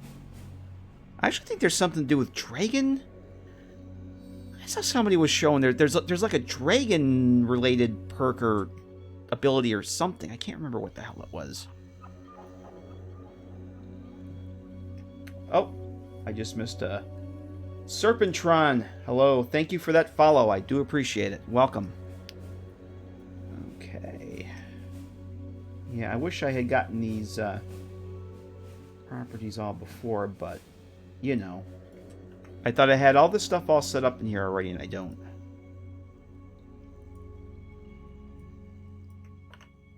Oh, nope, not an object. An object now, I mean, it's a freaking message. Okay. And now I have to do, so I have the magazine rack enable, I have the marker, I have the sound, I have the two messages. Now I need the actual components.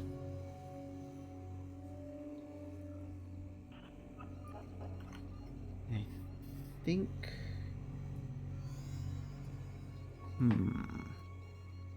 I may have to go back and look at something else here. Is it a component? Hang on a second. I need to go double check something. I'm going to leave that there for now.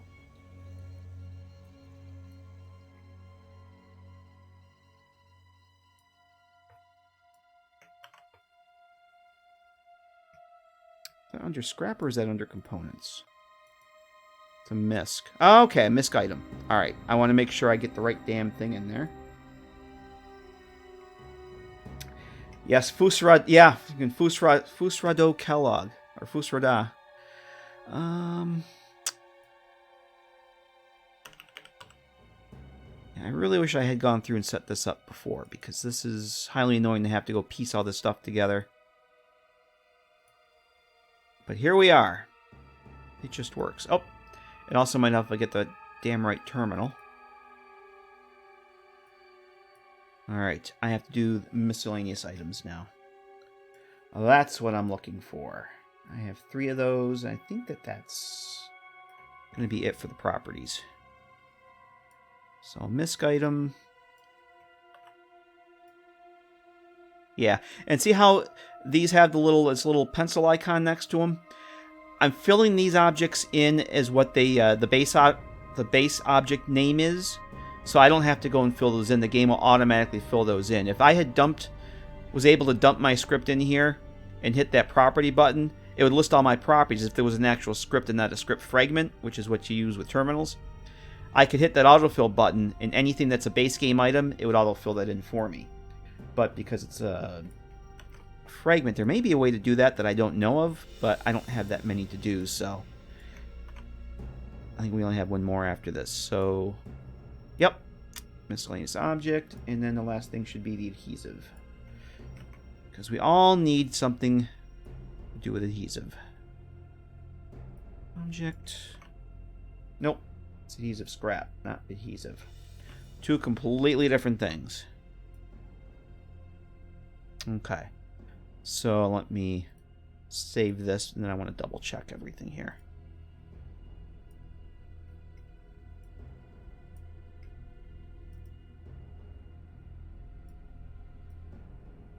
Okay, so I have 3 components, 3 miscellaneous items. I need 2 messages. And I need the enable marker. And I think that's it. I think we're good. I should be able to put the script fragment in now. And I think that's why I don't have those in my script, is because I just copied from the fragment like an idiot. Nope, still missing something. What the hell am I missing?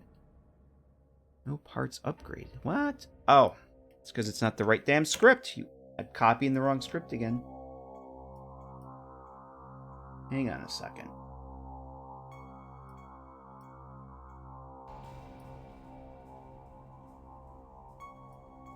Alright, what did I screw up here? Rack completed, upgrade already active. That's what I'm showing. Oh, I need 3 messages. I need a message to tell you that you don't have the required components in your inventory. That's what I'm missing. Alright, that's what that was. So I need another message. That's what that's telling me. Okay, now this should just work. This should compile now. Yay! It compiled. Alright, cool. Alright, so we're going to do this. We're going to save the... Now we have our script fragment in there, but we still have... I have 3 messages I have to make. And I have to figure out which of these markers is my magazine marker. This one. So I'm going to copy that name. And we'll go back into the properties. Magazine rack marker. Pick the Outcast home. That. Okay, so the only outstanding properties now are the messages.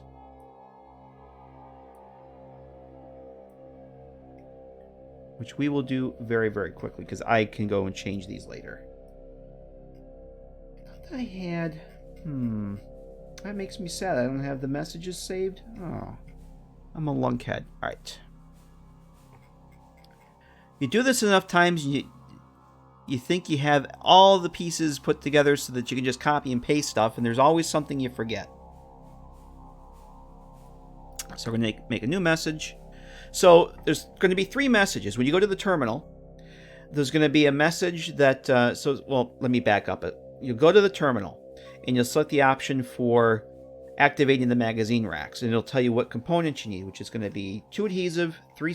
No, I'm looking at the wrong one here. Where's the magazine rack now? 2 adhesive, 4 aluminum, 3 steel. Did I do that right? Did I put the right components in there? Hold on. I have all of these in the same file, and I keep scrolling above the wrong one here, so please bear with me. I want to make sure I get this right. Got 3 steel, 4 aluminum, 2 adhesive. Yep. So you'll need 2 adhesive, 4 aluminum, 3 steel. You'll come to the terminal. You'll get this option, activate the magazine rack. If you do not have those components in your inventory, just scrap individual pieces of steel, aluminum adhesive.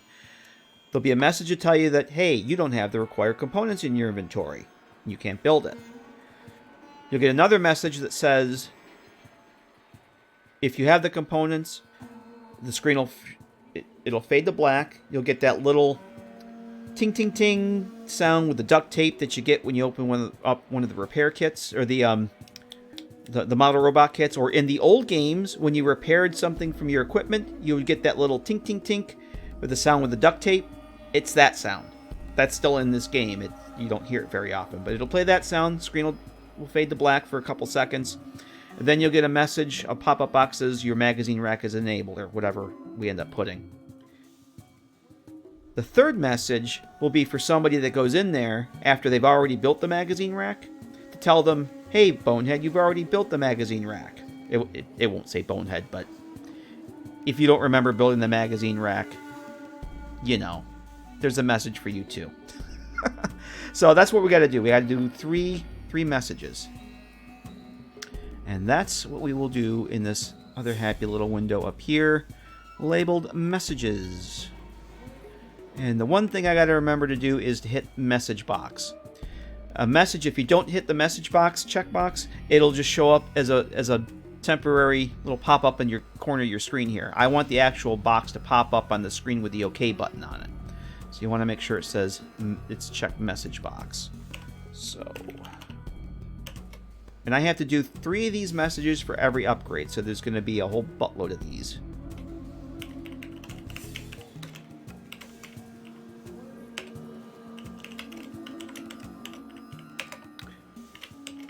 We'll do the no parts first.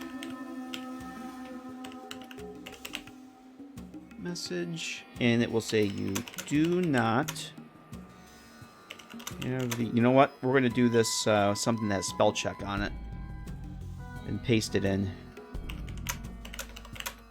Have the required components to build this upgrade. Actually, I just realized something. I don't need 3 separate messages for everything. I can use the same no parts upgrade for every single upgrade. So no, boy, I cannot frickin' type tonight. So this is going to be for any upgrade.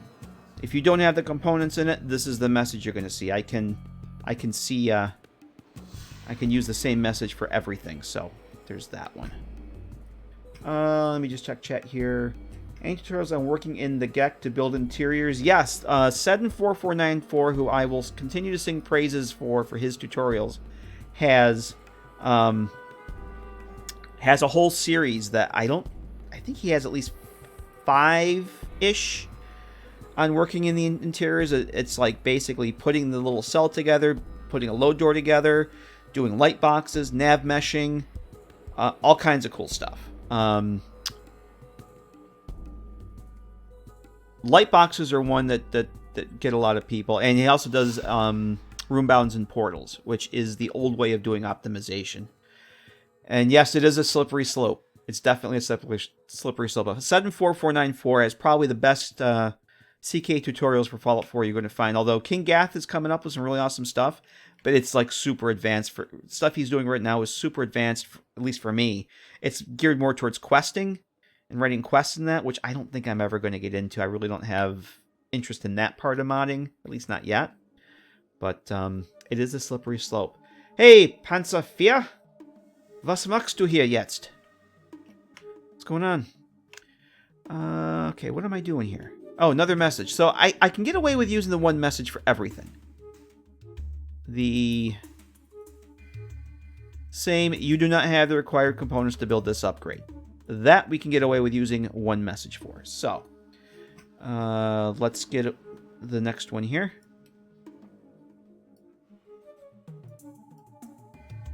Let's see. Actually, you could just say nix. Nicht much doesn't mean much. Say gar nix. No, gar nix means that doesn't matter. Nix would be good, I think. 74494. He is the mod author who just released Forville, that quest mod, the next quest mod for Fallout 4 I want to try. He's done Forville. Oh god, he did I can't remember the actual characters' names, but there's a Far Harbor story, there's a Brotherhood of Steel story, and then there's, I think it's Radium Inc. is another one he did. But if you go to look on, it's 74494, all one word. He's got tons of creation kit tutorials, and I still refer to those almost every mod I make. I go back and have to look something up. So this is going to be magazine rack active message. And message box. Yeah, let's do this here again. I know I'm going to be changing all this, so this is just off the cuff to get it working, so that it just works. Upgrade is complete and is now ready for use.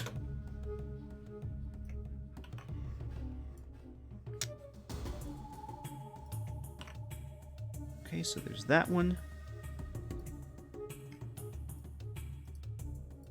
And I can probably get away with another message, generic message for the, you've already activated this, so.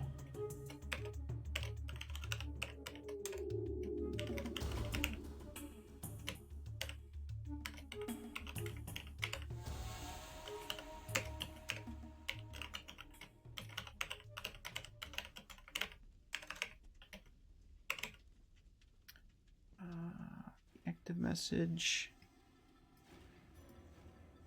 You've already activated this, you lunkhead.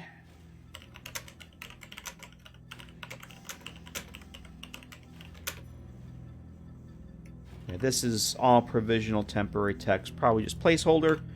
I'm sure I'll change this all at some point. This is just to get things working.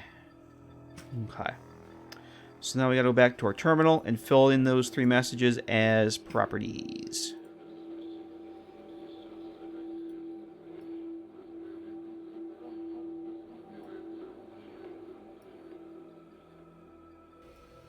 And we can filter here for all the messages. That's why I always put, I'll put like 0RRTV in any form I make for every mod I work in so that I can easily filter for it. And I usually put the 0 so that they show up at the top of the object window. Makes it a hell of a lot easier to find things. So no upgrade parts. We want to have... Of course, I have a lot of messages here already.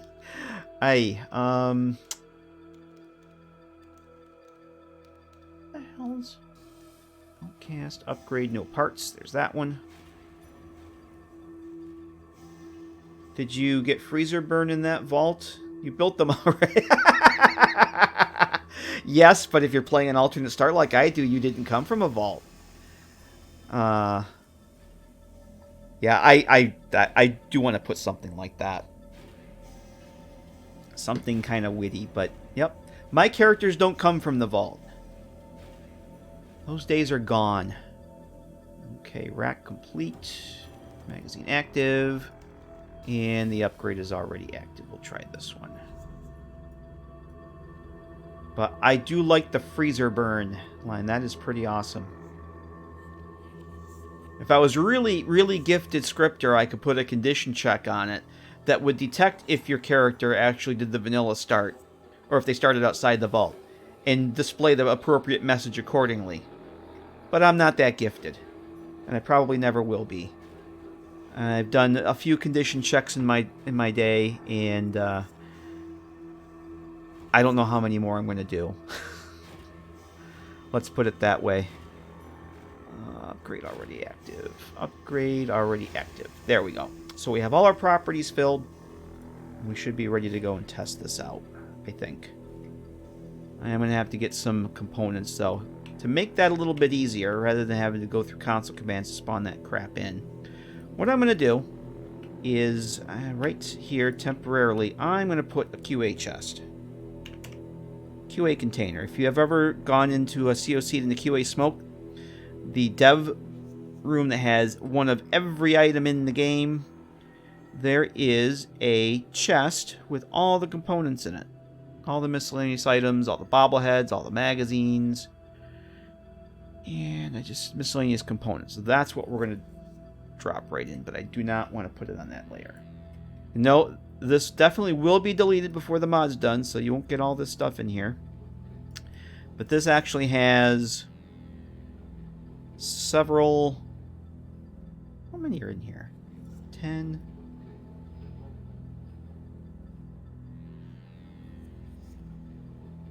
Oh, is this the actual... Okay, no, that's... Those miscellaneous items, that's not what I want, I don't think. I think I want this one. Hang on a second. I think I want the component chest. Where are we? Consumables. Let's miss components, but I thought there was one that had scrap. Scrap chest. I think this is the one we need. Yes. Yes, it is. It has, like, buttloads of every single scrap component in the game. This is the one we need. Although I suppose I could go break the stuff down. Just so I'm not scrambling for console commands to get the components I need, we'll just go grab them from there. And I'll probably leave this here for the time being, because I'm going to have at least 5 other upgrades test. So that'll be good. That can be right there. So let's jump back into the game and see if this works or don't. If it works or don't. If it work or don't work. That is the question.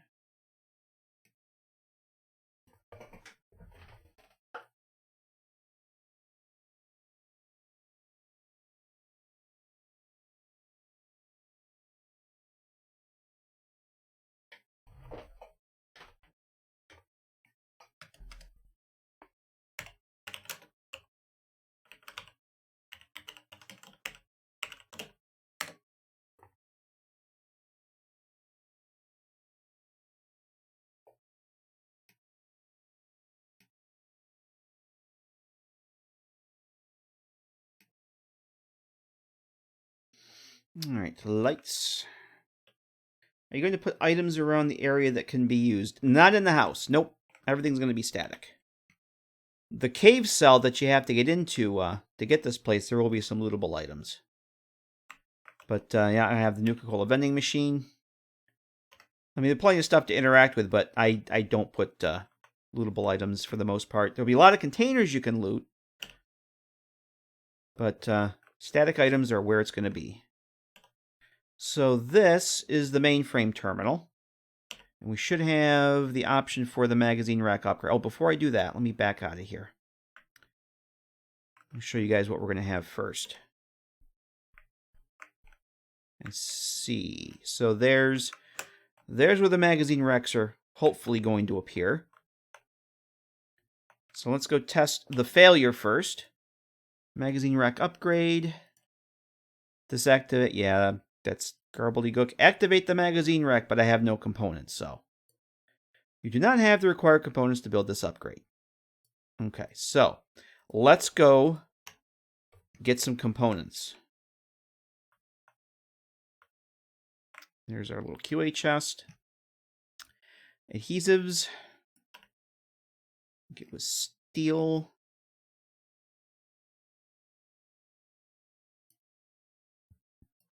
And aluminum. Or aluminium.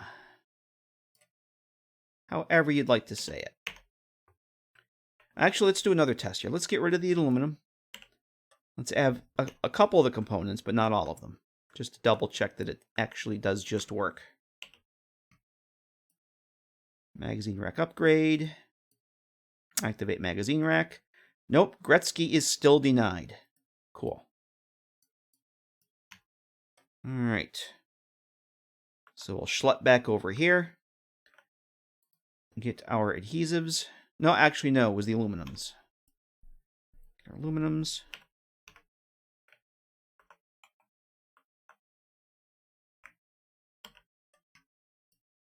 Magazine rack upgrade. Please activate that magazine rack. And your magazine rack upgrade is complete and is now ready for use. And there's the report taking all those components out of my inventory. That seems happy. And yay, we have 3 magazine racks. 1, 2, 3. And the final test, I have a bat file that adds a bunch of random things to my character's inventory, including several magazines and a full set of combat armor and some weapons. It's very good for testing. So we can drop some of the magazines in here. Let's see. Bing, bing, bing. Bing. They show up.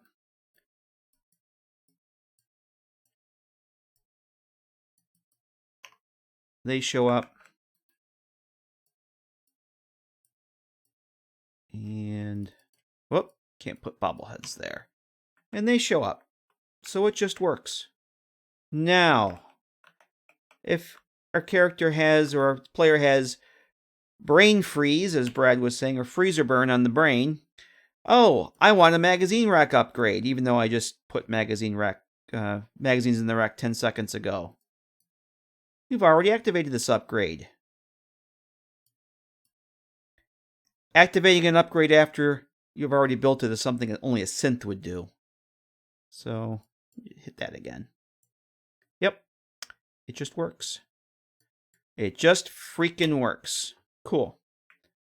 All right. So there we are. We have functioning magazine racks. The other ones out here, there's going to be, this will be the Nuka-Cola display shelf. That'll replace that. There'll be a functioning bobblehead display stand here. It's basically the same vault cabinet. You guys may have seen those in my mods before.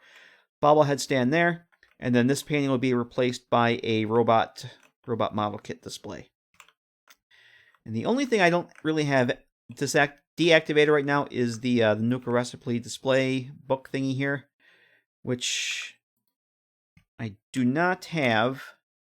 Yeah, I don't have my retexture mod active, so they're just going to be the same boring vanilla covers on all of them. But it operates just like a magazine rack, except you can't put anything in it but the Nuka-Cola books. Do I have? Yeah, there's those.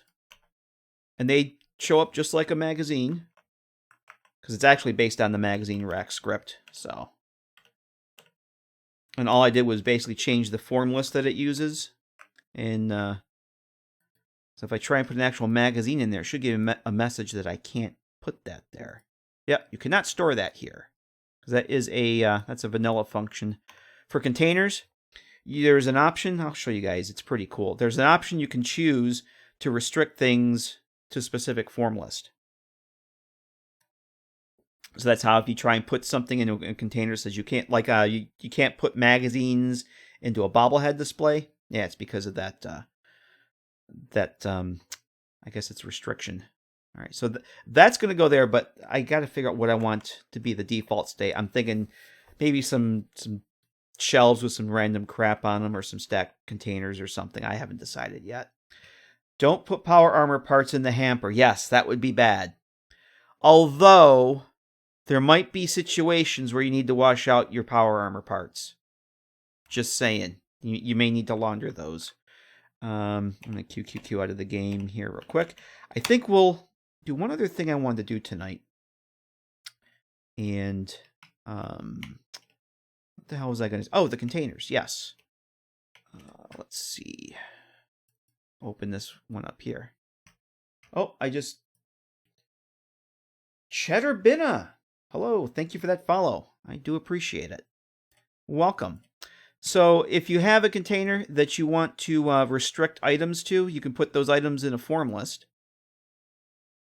And you select that, this container only contains, you select that form list, and only items that are in that list will be able, will the player be able to put into that container. It will give you that message that you can't do anything else.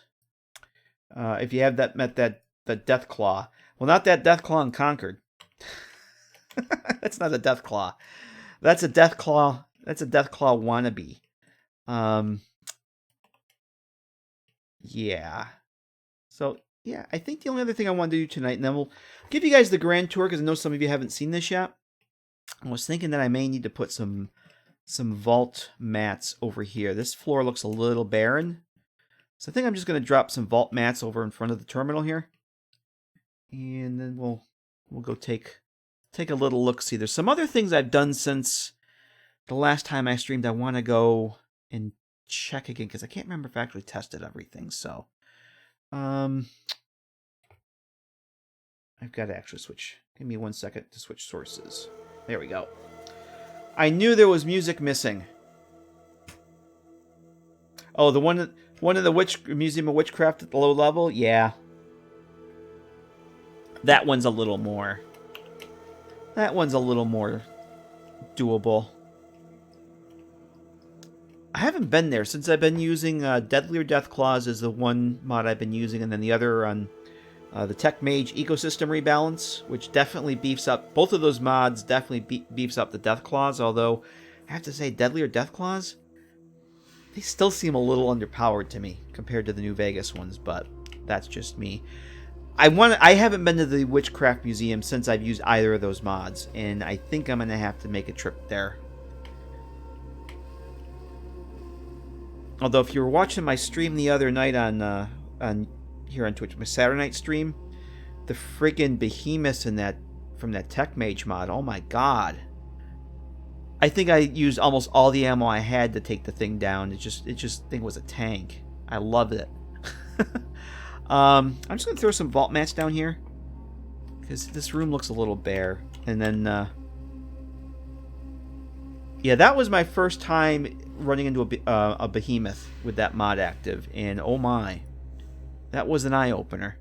I just stocked up on 5.56 ammo, and when we pick up again with that playthrough on Saturday, I think we left off at the Atom Cats. I'm gonna have to see if Blue Jay or Rowdy has any more ammo for me to buy, because I'm pretty low.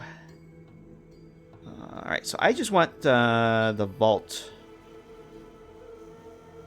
mats here. Actually, if I just search for mat, that's probably better. Vault mat medium, vault mat large. No, I want the medium. I'm actually going to put the medium, and I have my material swap with the texture with the alpha channel on it, so that they look more old school. None of this corner cutting. We don't give the vault mats an alpha channel with holes in them. None of that nonsense. Where's the small ones? And then we'll put another one over here that's slightly dislodged. And I think this is all the cluttering my brain has the capacity for tonight. I really wanted to do a lot more, but I'm getting tired, so. And I want to leave time to show you guys, that haven't seen the mod yet, what it is, and those of you who have seen it before, what I've done since the last time I did a stream. So I think that's all the cluttering we're going to get done tonight, boys and girls. I think that's all my monkey brain can handle tonight. So yeah, I think it's time to jump into the game. Give you the Reader's Digest tour. And then I think I'll have to call it a night there, because my mind is shutting down. And we all know what happens when my mind shuts down. Not that you'd be able to tell from a normal, any other time, but, it's a thing. So I'm going to do, oh, thanks, Sigan, I appreciate that. And it's not done. The player home is probably, I'd say, 3/4 of the way where I want it. Maybe a little more, but then I got to do the whole cave cell, and that's going to be a mod in itself, I think. All right, so what we're going to do is we are actually going to do our little COC thing here. And we're going to spawn at Abernathy Farm, because that is the closest vanilla location that I know of, that I know the cell name for. And yep, there's Abernathy Farm. And I'm going to put God mode on, because that would be embarrassing if I died. Now, if you look at the compass, there's 2 map markers there. One, the cave is for the actual entrance that we're going to go check out first. Let's get rid of the fog here. The cave is for the cave entrance. That is going to be the way you actually access the cell. And the other little sewer-looking icon, we'll go investigate that too. So yeah, Abernathy Farm is right there. And if you come over the hill, down the road, it brings us over to the cave entrance.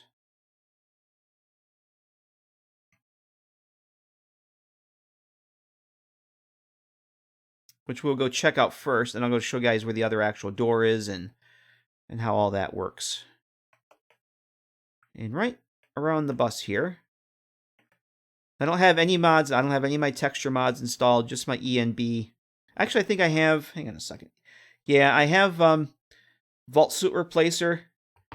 I think weapons and armor are the only things I have right now, because those are activated through my ini file. They don't have a plugin or anything, so there should be bloatflies. Yeah, there's bloatflies over there.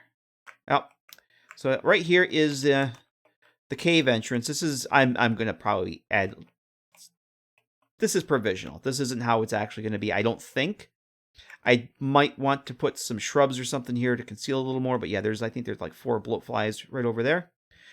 I've discovered that if you're using a mod based on the Boston Natural Surroundings framework, or using BNS itself, there's a tree that spawns right here, which is unfortunate, but it's an easy fix. You can just disable that tree if that's a problem, if you're using one of those mods.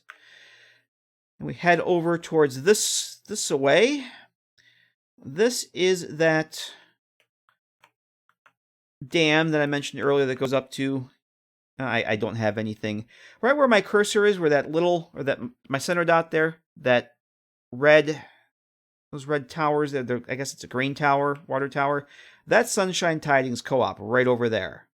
So this is that dam I mentioned earlier. And the other door is right here. The other door is right here, but you will not be able to go inside because you need the access to the terminal.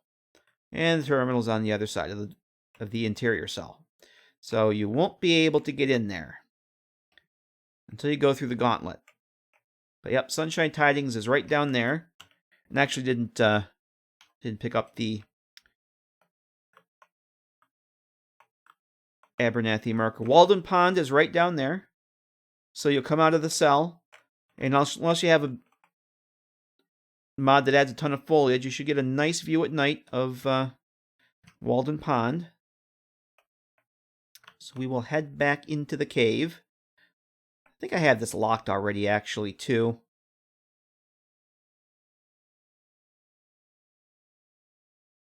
Oh, it's up this way. Watch me aggro the bloatflies.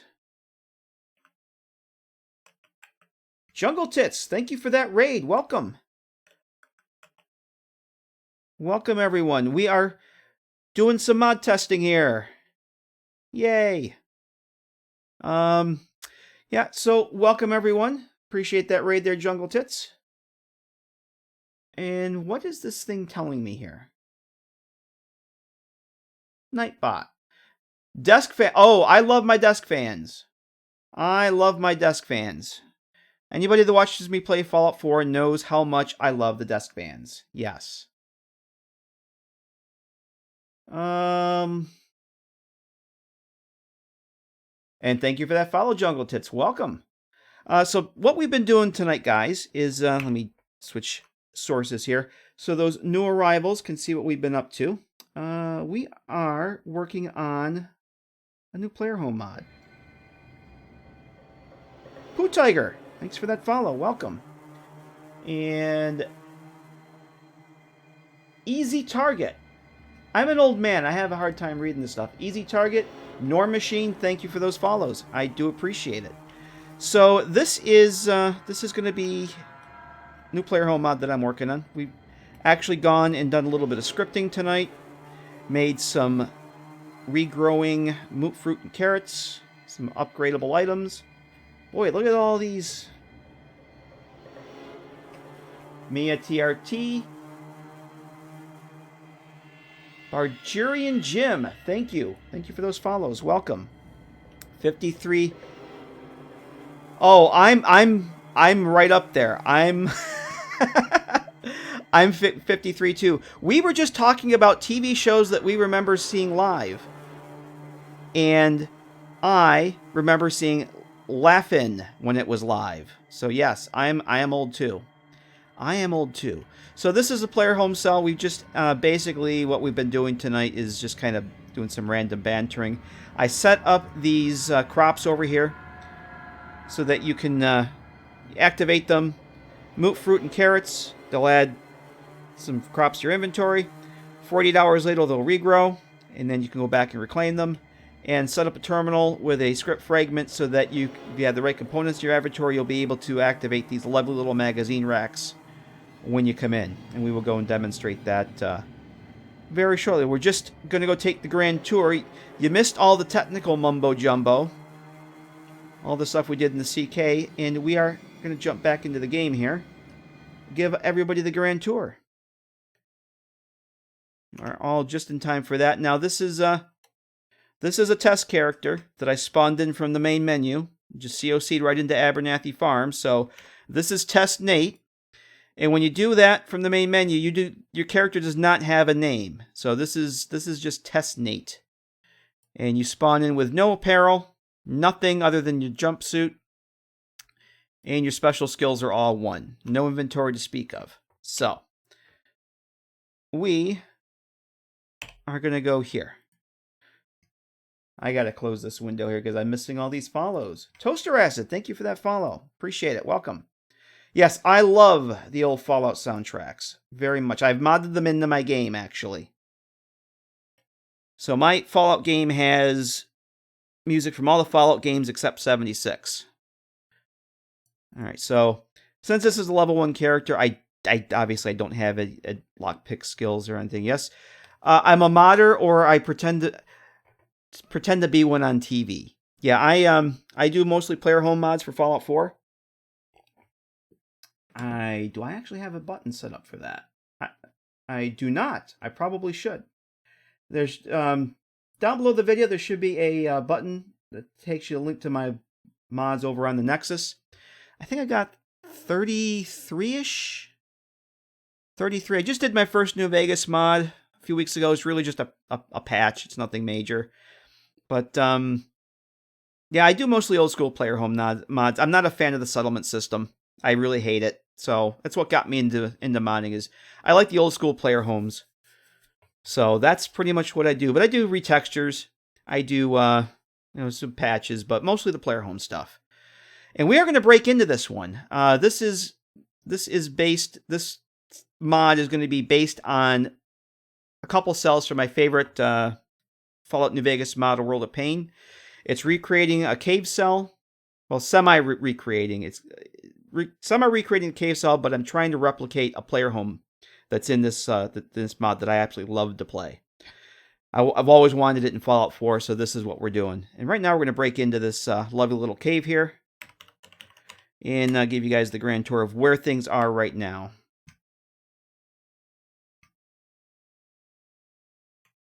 And this is all temporary, and you'll be back out to the Commonwealth there. The concrete stairs here are going to go away. And there are no lights in the cave right now. This is just a shell of a cave right now. There's literally nothing in here. No lights, no anything. And this is provisional, but you will have to work your way through here. There will be enemies for you to meet and greet and loot. You won't be able to just walk into the place. Layout of this may change, may not. I haven't decided yet. Gonna get the house done first.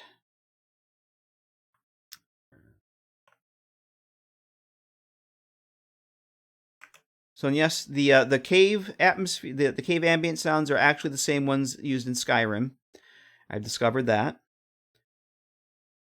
So here is going to be the main part of the cave. Oh yeah, see, we've already failed QA test number 1. Yeah, it just works. It just friggin' works. Like I said, this is not done yet at all, but you know.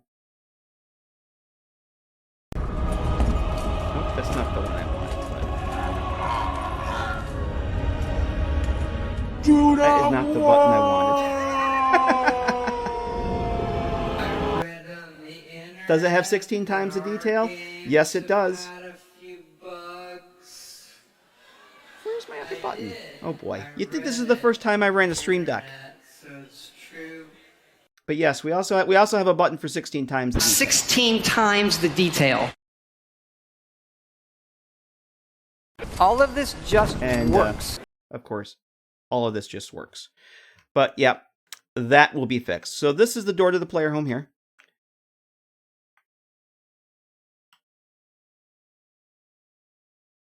And that sometimes it doesn't just work. So this will be when you come in. Let's bring it back out to the cave. And this is, I probably should show the new people too, but this, I have recreated the cell from the New Vegas mod as best I can with the Fallout 4 assets. So you've got all this dirt debris over here. In the New Vegas mod, there's actually a bunch of SentryBot parts, but we don't have SentryBot debris in Fallout 4, so I used the Protectron. All this over here. This is pretty much one-for-one how it was set up in the New Vegas mod. Todd would never lie. Come on. Is it you people keep saying Todd lies? He would never, ever lie. A little bit of loot there. And this will be a sorting container. Now, this isn't going to be the main entrance of the cell. We'll get to that in a moment, but I have 2 sorting containers here. You can drop your inventory here, and it gets sorted to appropriate containers. But you actually need a key card, which for testing purposes is it's like right here. It will not be there when the mod comes out. I will make sure that I remove the key card right there because you're going to have to earn that a different way. Run the key card through. And you come into the lounge, functional light switches, and let's just close this back up. So all the rooms will have functional light switches. The glow maps change color depending on the on-off state. And eventually I will have a entertainment system. A lot of my other player homes I've put in the system where you get to choose Diamond City Radio, the classical station, or Radio Freedom. So there'll be like a little activator on the wall here. Well, I don't know where I'm going to put it. Maybe over here someplace. You get a pop-up menu letting you choose which radio station you want to play. And you'll be able to hear it all through the house. And this is kind of a kitchen area here. There's a Nuka-Cola shelf. You put Nuka-Cola, Vim, or the Gwinnett beers in here, and 6 hours later they'll turn ice cold. There's cooking station. All of the workbenches in the player home are linked. It does not have a workshop. I do not do workshops. I hate the workshop. I hate Minecraft mode, so none of my player homes have that nonsense. Old school all the way. A lot of functional interactive stuff. Several sources of clean water. Come in here. There's the bathroom. You'll have optional functional shower. We'll give you a +2 charisma boost for 8 hours. And you'll actually be able to go into the Pip-Boy. It shows up as an effect. So Outcast Hideout Hot Shower, 2 hour, or +2 charisma for 8 hours. There's going to be a barber chair. And there's a chem station here. Murdoch Rats. Gonna be honest, not entirely a fan of the home workshop thing. So I feel that's a good thing. Yeah, I tried workshop building and I didn't inhale. I was just no, not a fan. Have you ever thought about building up vanilla settlements in your appeal? Yep, I've done that. I've ridden that pony, and it's a pain in the ass. I will never do it again. There's so much garbage you got to deal with. Doing an interior cell, you have a lot more freedom to do. I would never be able to do something like this in a exterior world space cell. It would just never happen. The performance, even if I did all the optimization and everything, it just wouldn't work. And there's so much you have to deal with, and I just don't like the settlement system at all. So interior cells are much, much easier to work with. So this will be sleeping quarters. Do something similar to Hearthfire. Nah, I don't know. Maybe. If Production, thank you for that follow. The closest thing I am doing to Hearthfire, which we were actually just set up momentarily right before you guys had the raid. There are actually going to be magazine racks here. Right now you can't see them. There's a Nuka-Cola display rack that would be there. This turns into a custom bobblehead display cabinet, and this will have a model robot kit display shelf. It's kind of along the lines of Hearthfire. If you came over to this terminal over here, I'll turn the lights on here. We just set this up, so if you want those optional upgrades, you can come over to this terminal. I only have the one active right now. There's a magazine rack upgrade, which I don't have the components on me, but you can activate the magazine rack if you have these components in your inventory, which we can go actually demonstrate that too. So there will be some options you can upgrade, but that's pretty much it. It's old school. Very, very old school. So these, so I was talking about, you pick the crops, 48 hours later, there's a script that runs, and after 48 hours, those will regenerate, so you have plenty of veggies. We've got some stuff over here. There's all these little lights. This isn't done. A lot of this, I still need to put some clutter over here and figure out what's going to fill up some of these empty spaces. This chemistry set will give you a random chem after 24 hours. It kind of functions like the My First Laboratory in Fallout 3 and Fallout New Vegas, which I have it in some of my other player home mods. But I have an auto dock in this, which will cure the addictions that the My First Laboratory normally would. So this will just give you a chem after 24 hours. You come back here, it'll add a random chem to your inventory. You got a bed over here. We'll give you the Well Rested and Lover's Embrace bonus. And it will have your player's name on it. I have this set up so that it will display your player's name, but because this is TestNate, and TestNate doesn't actually have a name, it just shows as S's bed. So, actual character will have that. Got a optional bed for Doge meat. So you have the Doge with you. You can command them to sleep there, and if you don't, you can change that back to a couch. And if we head down the hall's pretty much done. It's got all the clutter that I think I'm going to put into it. And Nuka-Cola vending machine. Pre-war money, you can buy Nuka-Cola, Cherry, Quantum, Vim, or a random Nuka-Cola flavor. Have a small robot mixing it. That would require animation, which I'm really, really not ever going to get into. A lot of old school style assets, the metal boxes that everybody knows from Fallout 3 New Vegas. There's a mod author, Khalib Gaddafi, who is letting me use some of his old school assets. Like those beautiful utility doors, which I can't get enough of. The old school mainframe terminals in here.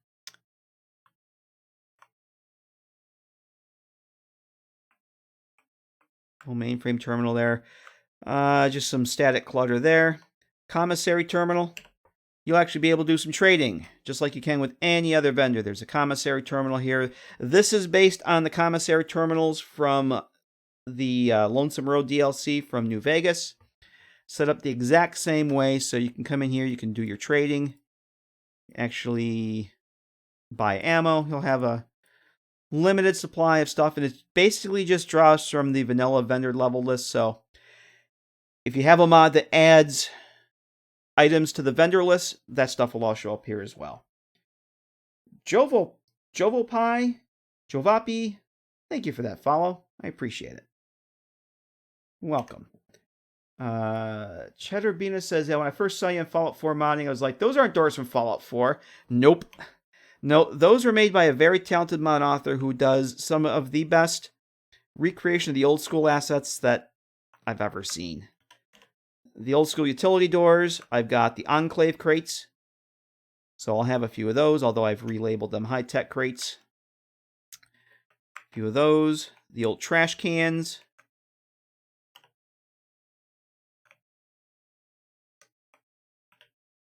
And this is going to be kind of a workshop display area.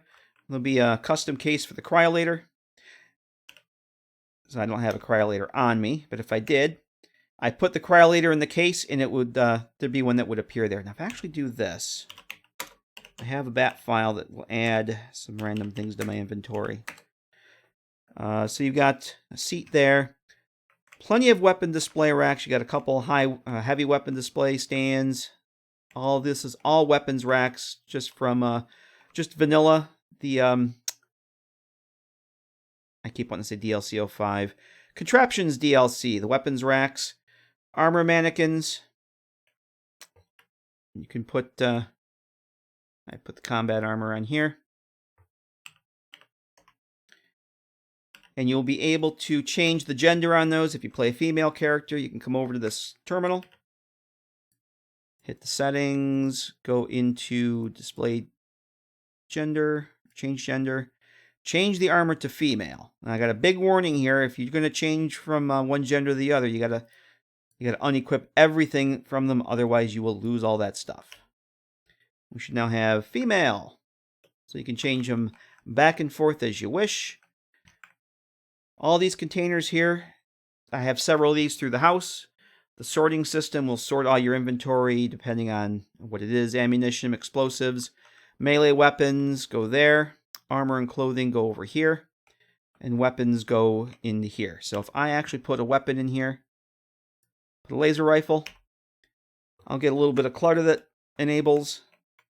It's not representative of what's in there, but it'll let you know that you've got something inside. Same thing with the armor. If I put a combat helmet, you get something inside. You get the clutter enable, show you that there's something in there. Remove it, it goes away. We've got custom armor workbench here. Working all your stuff there. And then on the other side, you got a custom weapons workbench. You can do all that there.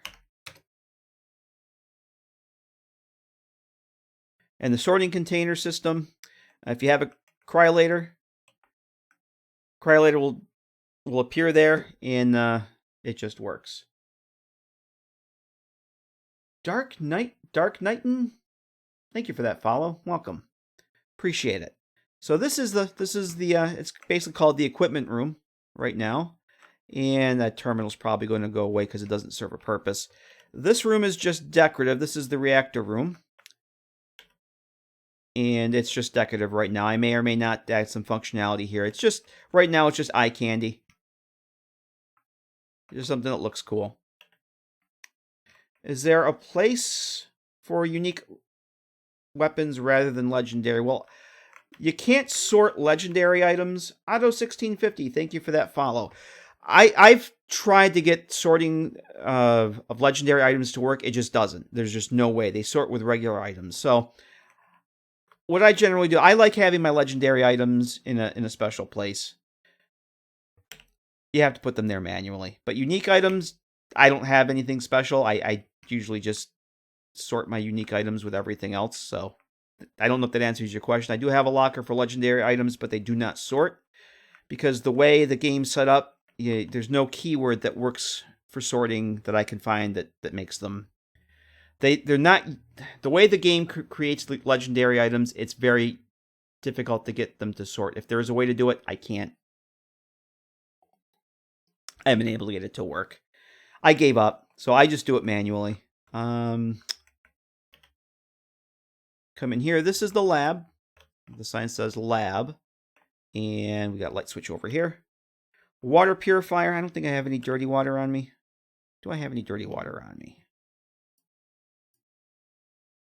I do. I have 10 dirty water. How about that? All right, so I have 10 dirty water. I activate the water purifier, the Mr. Purifier. 24-hour period, it'll purify all your dirty water.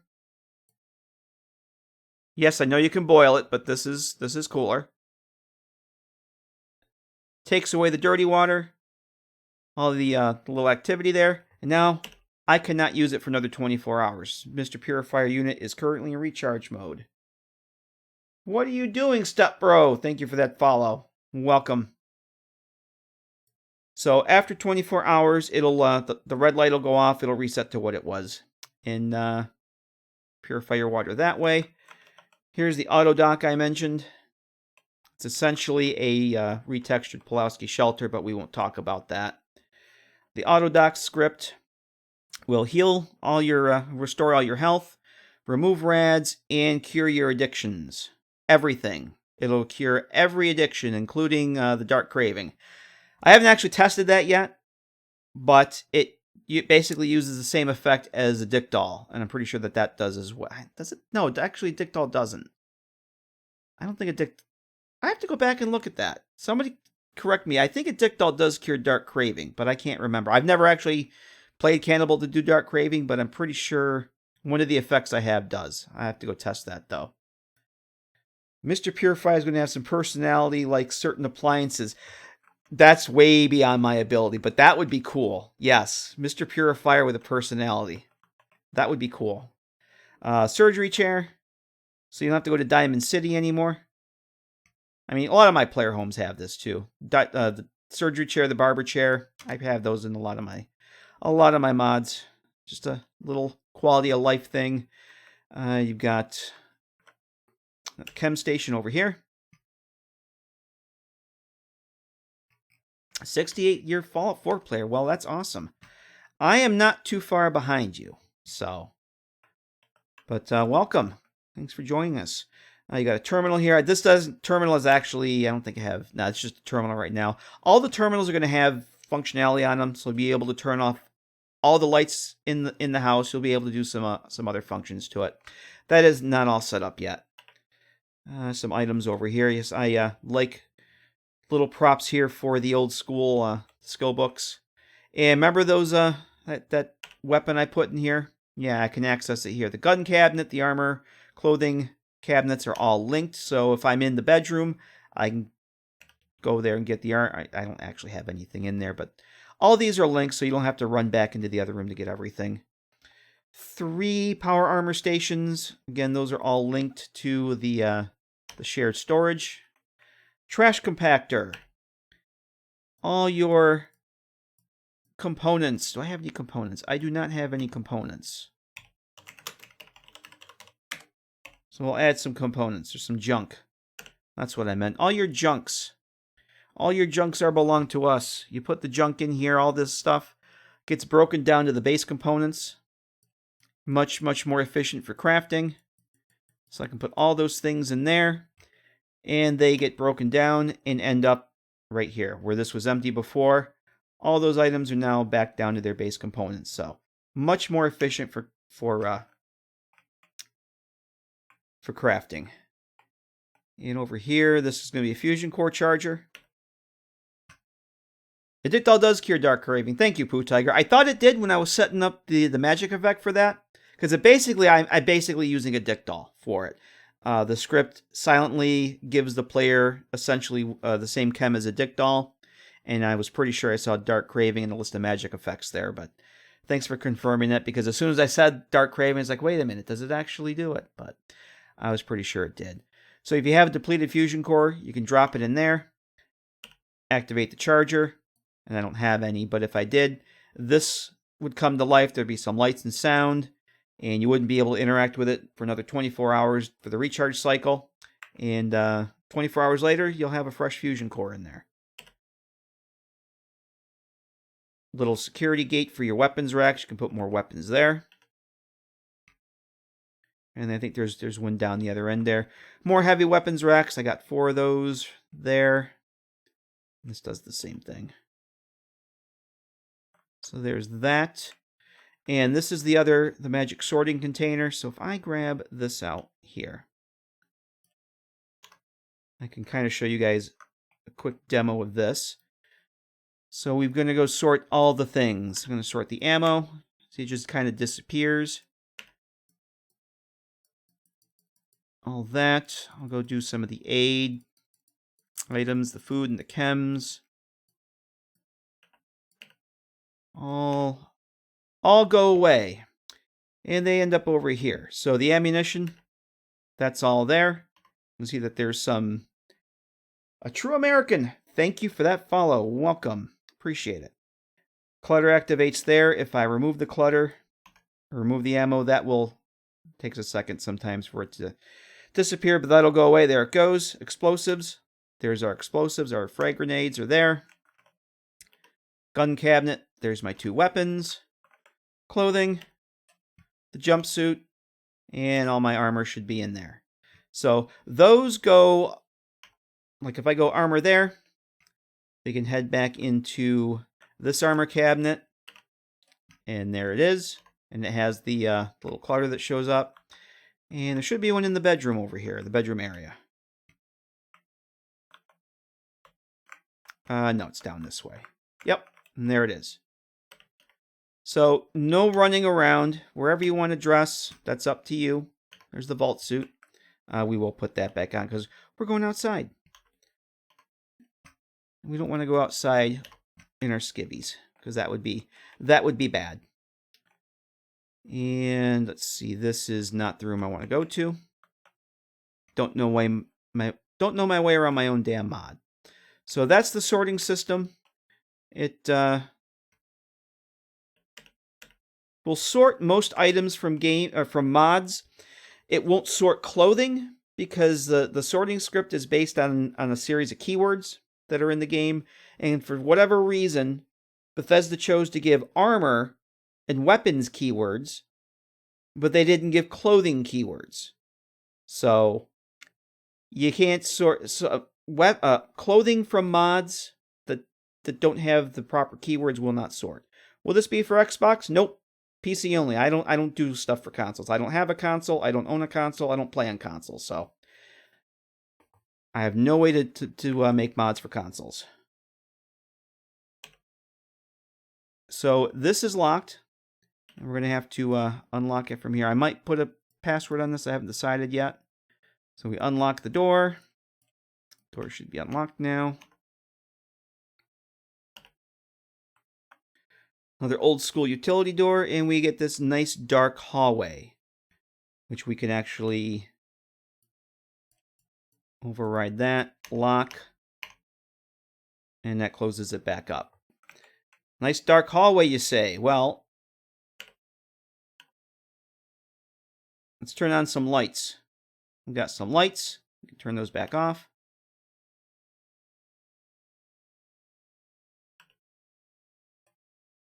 And turn it on again.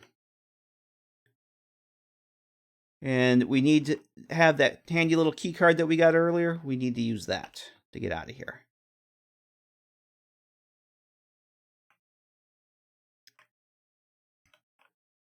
And then we can close that back up. So this is not finished. This is nowhere near being finished. I have a lot of clutter and tweaking the lighting and stuff in here, but right now there's just some little bit of odds and ends here for some detail. And we have another terminal here. Now this goes to the outside door that we saw earlier. And we have to unlock this with the terminal. This will bring you out to the Commonwealth. So what we need to do is hop back over to the terminal here. Unlock the security door. Security door is unlocked. And now we can head out to the Commonwealth. Finally.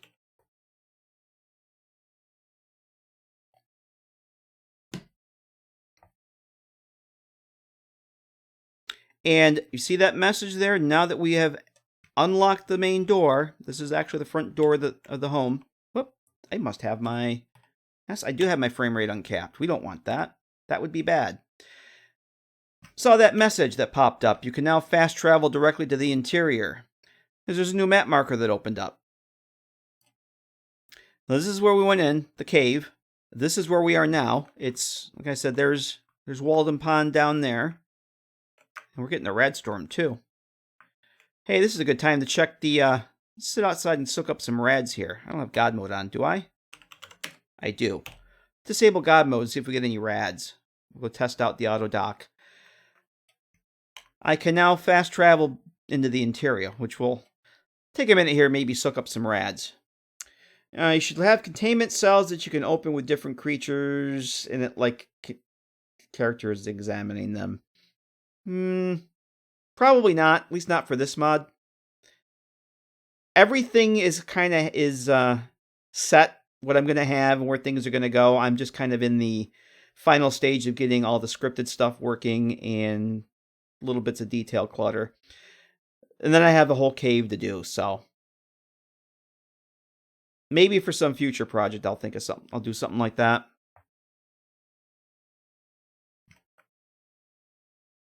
But we'll take a second here, soak up some more rads. So once you actually come outside, you'll get this new little map marker here, and we'll go test that out in a second. I'll show you where the spawn location for that is. Actually, you know what? Let's take off, because that gives us 10 rad resistance. So let's just take that off. That'll give us a few more rads here. There we go. That's more better. Can't do a test of removing rads if we don't have very many rads. I think one more lightning hit and that'll do it.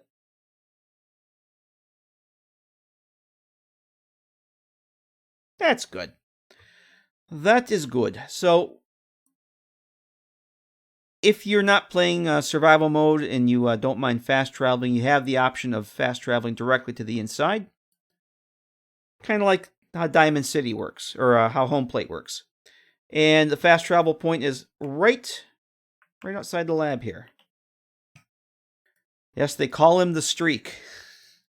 God, that's something else I haven't heard in a while. So yeah, and there's the there is the spawn point. Now, I have this set up right. I should be able to go back outside. I should be able to fast travel from the interior. Yes, I can. That's something I put in all my player homes, so you don't have to go through, all the different loading screens. If you want to fast travel from the interior, you can. I don't judge.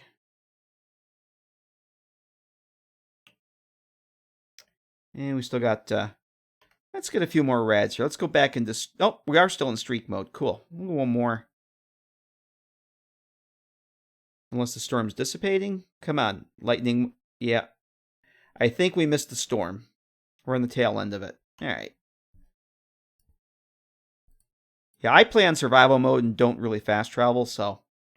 But I know there's still people that like that. It's a convenience. Because you can fast travel right inside. And when you get in here, you're right here by the sorting container. You can dump all your crap right in there.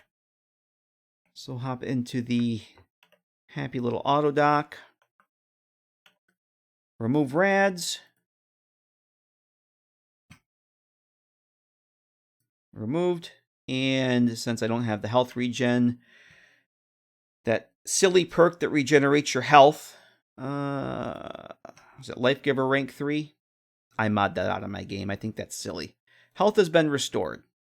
So we no longer have any rads and our health is restored.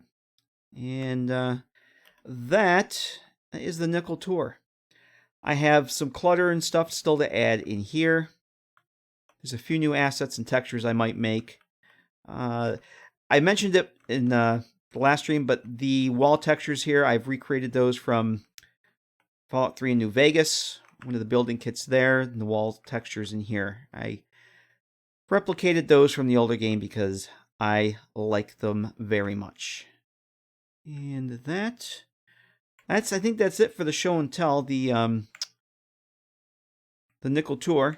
I still have a lot of work to do on it. It's nowhere, it's probably 3/4 of the way done, but it's getting there. So let's hop back into the game, or into we'll hop into the real game. Hop into the real game here, and I'm probably gonna have to call it quits here very shortly.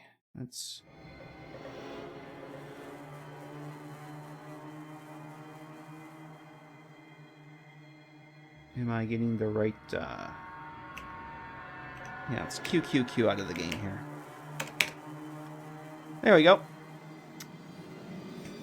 Heggy93, thank you for that follow. Welcome. So, those of you guys who weren't here for the start of the stream, I'll show you what this is based on. So, this mod is going to be based on a couple cells from a Fallout New Vegas mod that I absolutely love called A World of Pain. And I actually have to go back and relaunch it here. But just so you guys get an idea of where I'm getting the inspiration from and what this is going to be based on, I'm going to open up the New Vegas GEC. We'll open up World of Pain, and for those of you who weren't here earlier,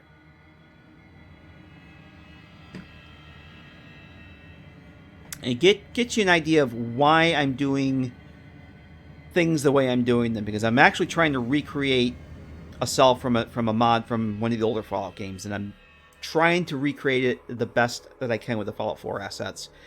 And assets that I either have donated by other mod authors or assets I made myself.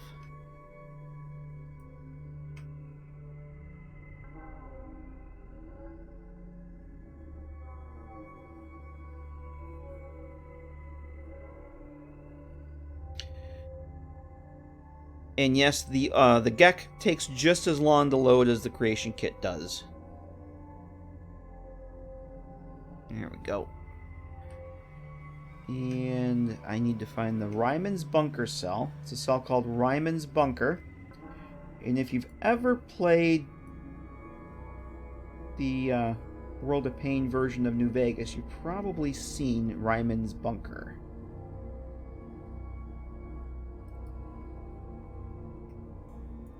So this is the cell in Fallout New Vegas in the World of Pain mod. I've kept the layout exactly the same.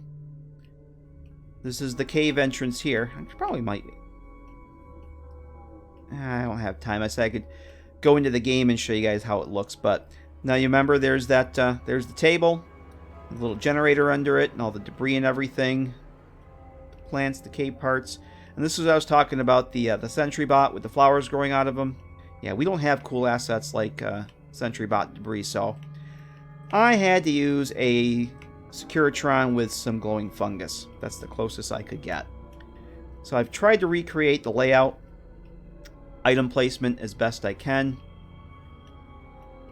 The bathroom is the only thing I've really taken some liberties with because I wanted to get a surgery chair and a chem station in there, and you didn't have surgery chairs or anything like that in New Vegas. You actually had, I think I've seen one of the mods I use in New Vegas has a mirror, like a looks menu mirror. That's the closest thing I can equate it to for Fallout 4. Some mods use the looks, you have the looks menu mirror, so you go to the mirror and you get the character creation.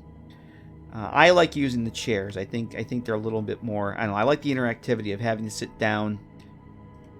And every time I've used a mod that uses the mirror, it doesn't work quite right. The camera gets wonky. You either end up with the camera going through the floor, or if your character falls through and you have to pull out a weapon to stop it. It's just, it's kind of wonky. The chairs just work. So there's the kitchen area. It's almost exactly the same setup as mine.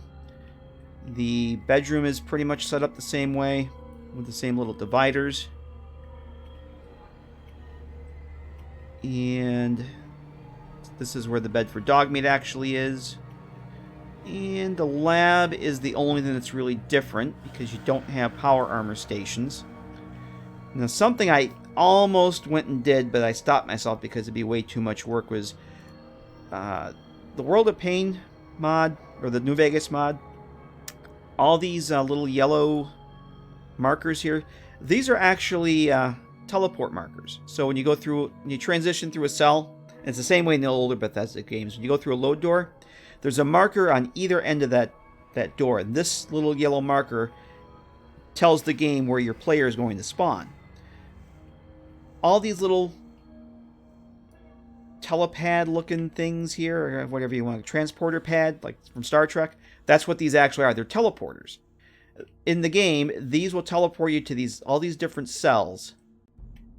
And they're all like little interior dungeon cells you can go and explore and loot, and there's some lore behind them. It's really freaking cool. And I had to stop myself from doing that because I'm already working on another mod that's about 40 cells, 40 different dungeon cells.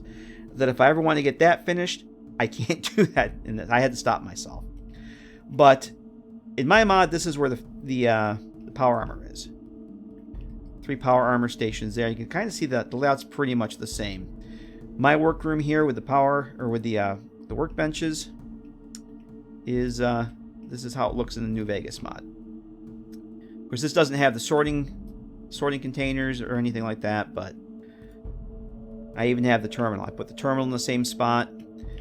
Instead of these lockers, I have the armor display mannequins, and so that's how that looks. Oh, the security room. Let me turn the markers off here. Terminal, or the mainframe, almost exactly the same. I have the desk.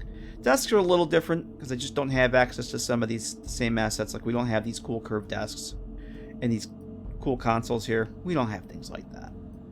So, but I've made new textures where I can, and trying to get the same look and feel as best I can, and having some of those old school assets like those utility doors, it really makes it. So, but that's it. That is, I think that's going to do it for the stream tonight, everybody. I am getting tired. I have to actually work in the morning, so homie needs some sleep. Homie needs a snack and some sleep.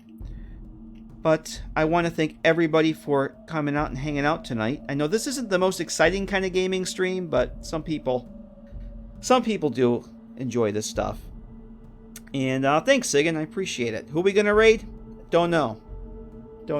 I don't generally do raids. I host. So I haven't gotten into the raiding thing yet.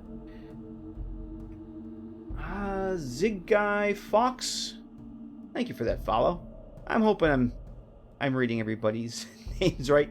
Yeah, I hope everybody enjoyed this. This is something I like doing every once in a while. I'm just in the mood to work on something. I know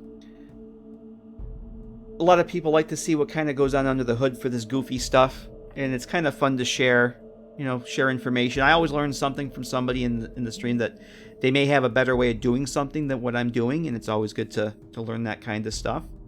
Well, thanks, Sig, and I hope it lives up to your expectations.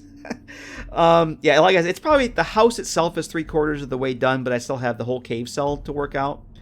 So that's gonna be a mod in itself. So I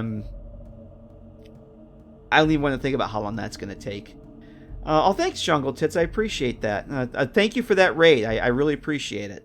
And yeah, I like doing this kind of stuff once in a while. But for those of you who are with us for the first time, I pretty much stream Fallout games exclusively. 3 and New Vegas are my favorite. I play 4 a lot, obviously, because I do mods for it. Do not play 76. I'm not a fan of the 76. I kind of play other games I'm interested in. I've recently finished a Outer Worlds playthrough. So, I do appreciate all the new subs. Let me just find the other button here. I also stream over on the YouTubes. I will be over on the YouTubes Friday evening. I'm in the process of moving all my streams over to Twitch, but I play Fallout 4 pretty much every Friday over on the YouTubes. I have a low luck character build, Sebastian Schlepprock, who will be continuing with on the Hell Day Friday. We're doing a Minuteman playthrough over there, but we're doing it with all of the factions intact, so the Railroad and the Brotherhood of Steel will still be alive and friendly to each other.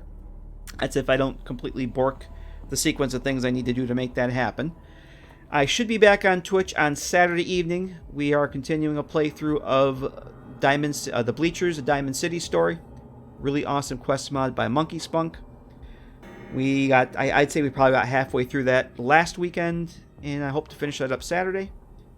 So if you're interested in that, you can join us then. Make your way over to YouTube Friday night. We'll be there. And I do appreciate all the subs, the follows, the raids, all that great stuff. Just in general, everybody coming and hanging out tonight. A lot more people tonight than I thought there would show up for this kind of goofy stuff. Watching a guy push boxes around the screen is not some people's idea of a good time, but I do appreciate everybody coming and hanging out. And yeah, just checking out the channel, checking out the mod. Hopefully it'll get done at some point. Oh, thanks, Sigan. Appreciate it. You take care. Everyone take care. Have a great night. Have a great west of your week. Have a great west of your week, everybody. Yeah, I'm tired. But yeah, hope to see you guys Friday night and Saturday here back on Friday on the YouTubes, Saturday on the Twitch. You guys have a great night. I'm going to get some sleep. Hope to see you guys soon. Have a great night, everybody.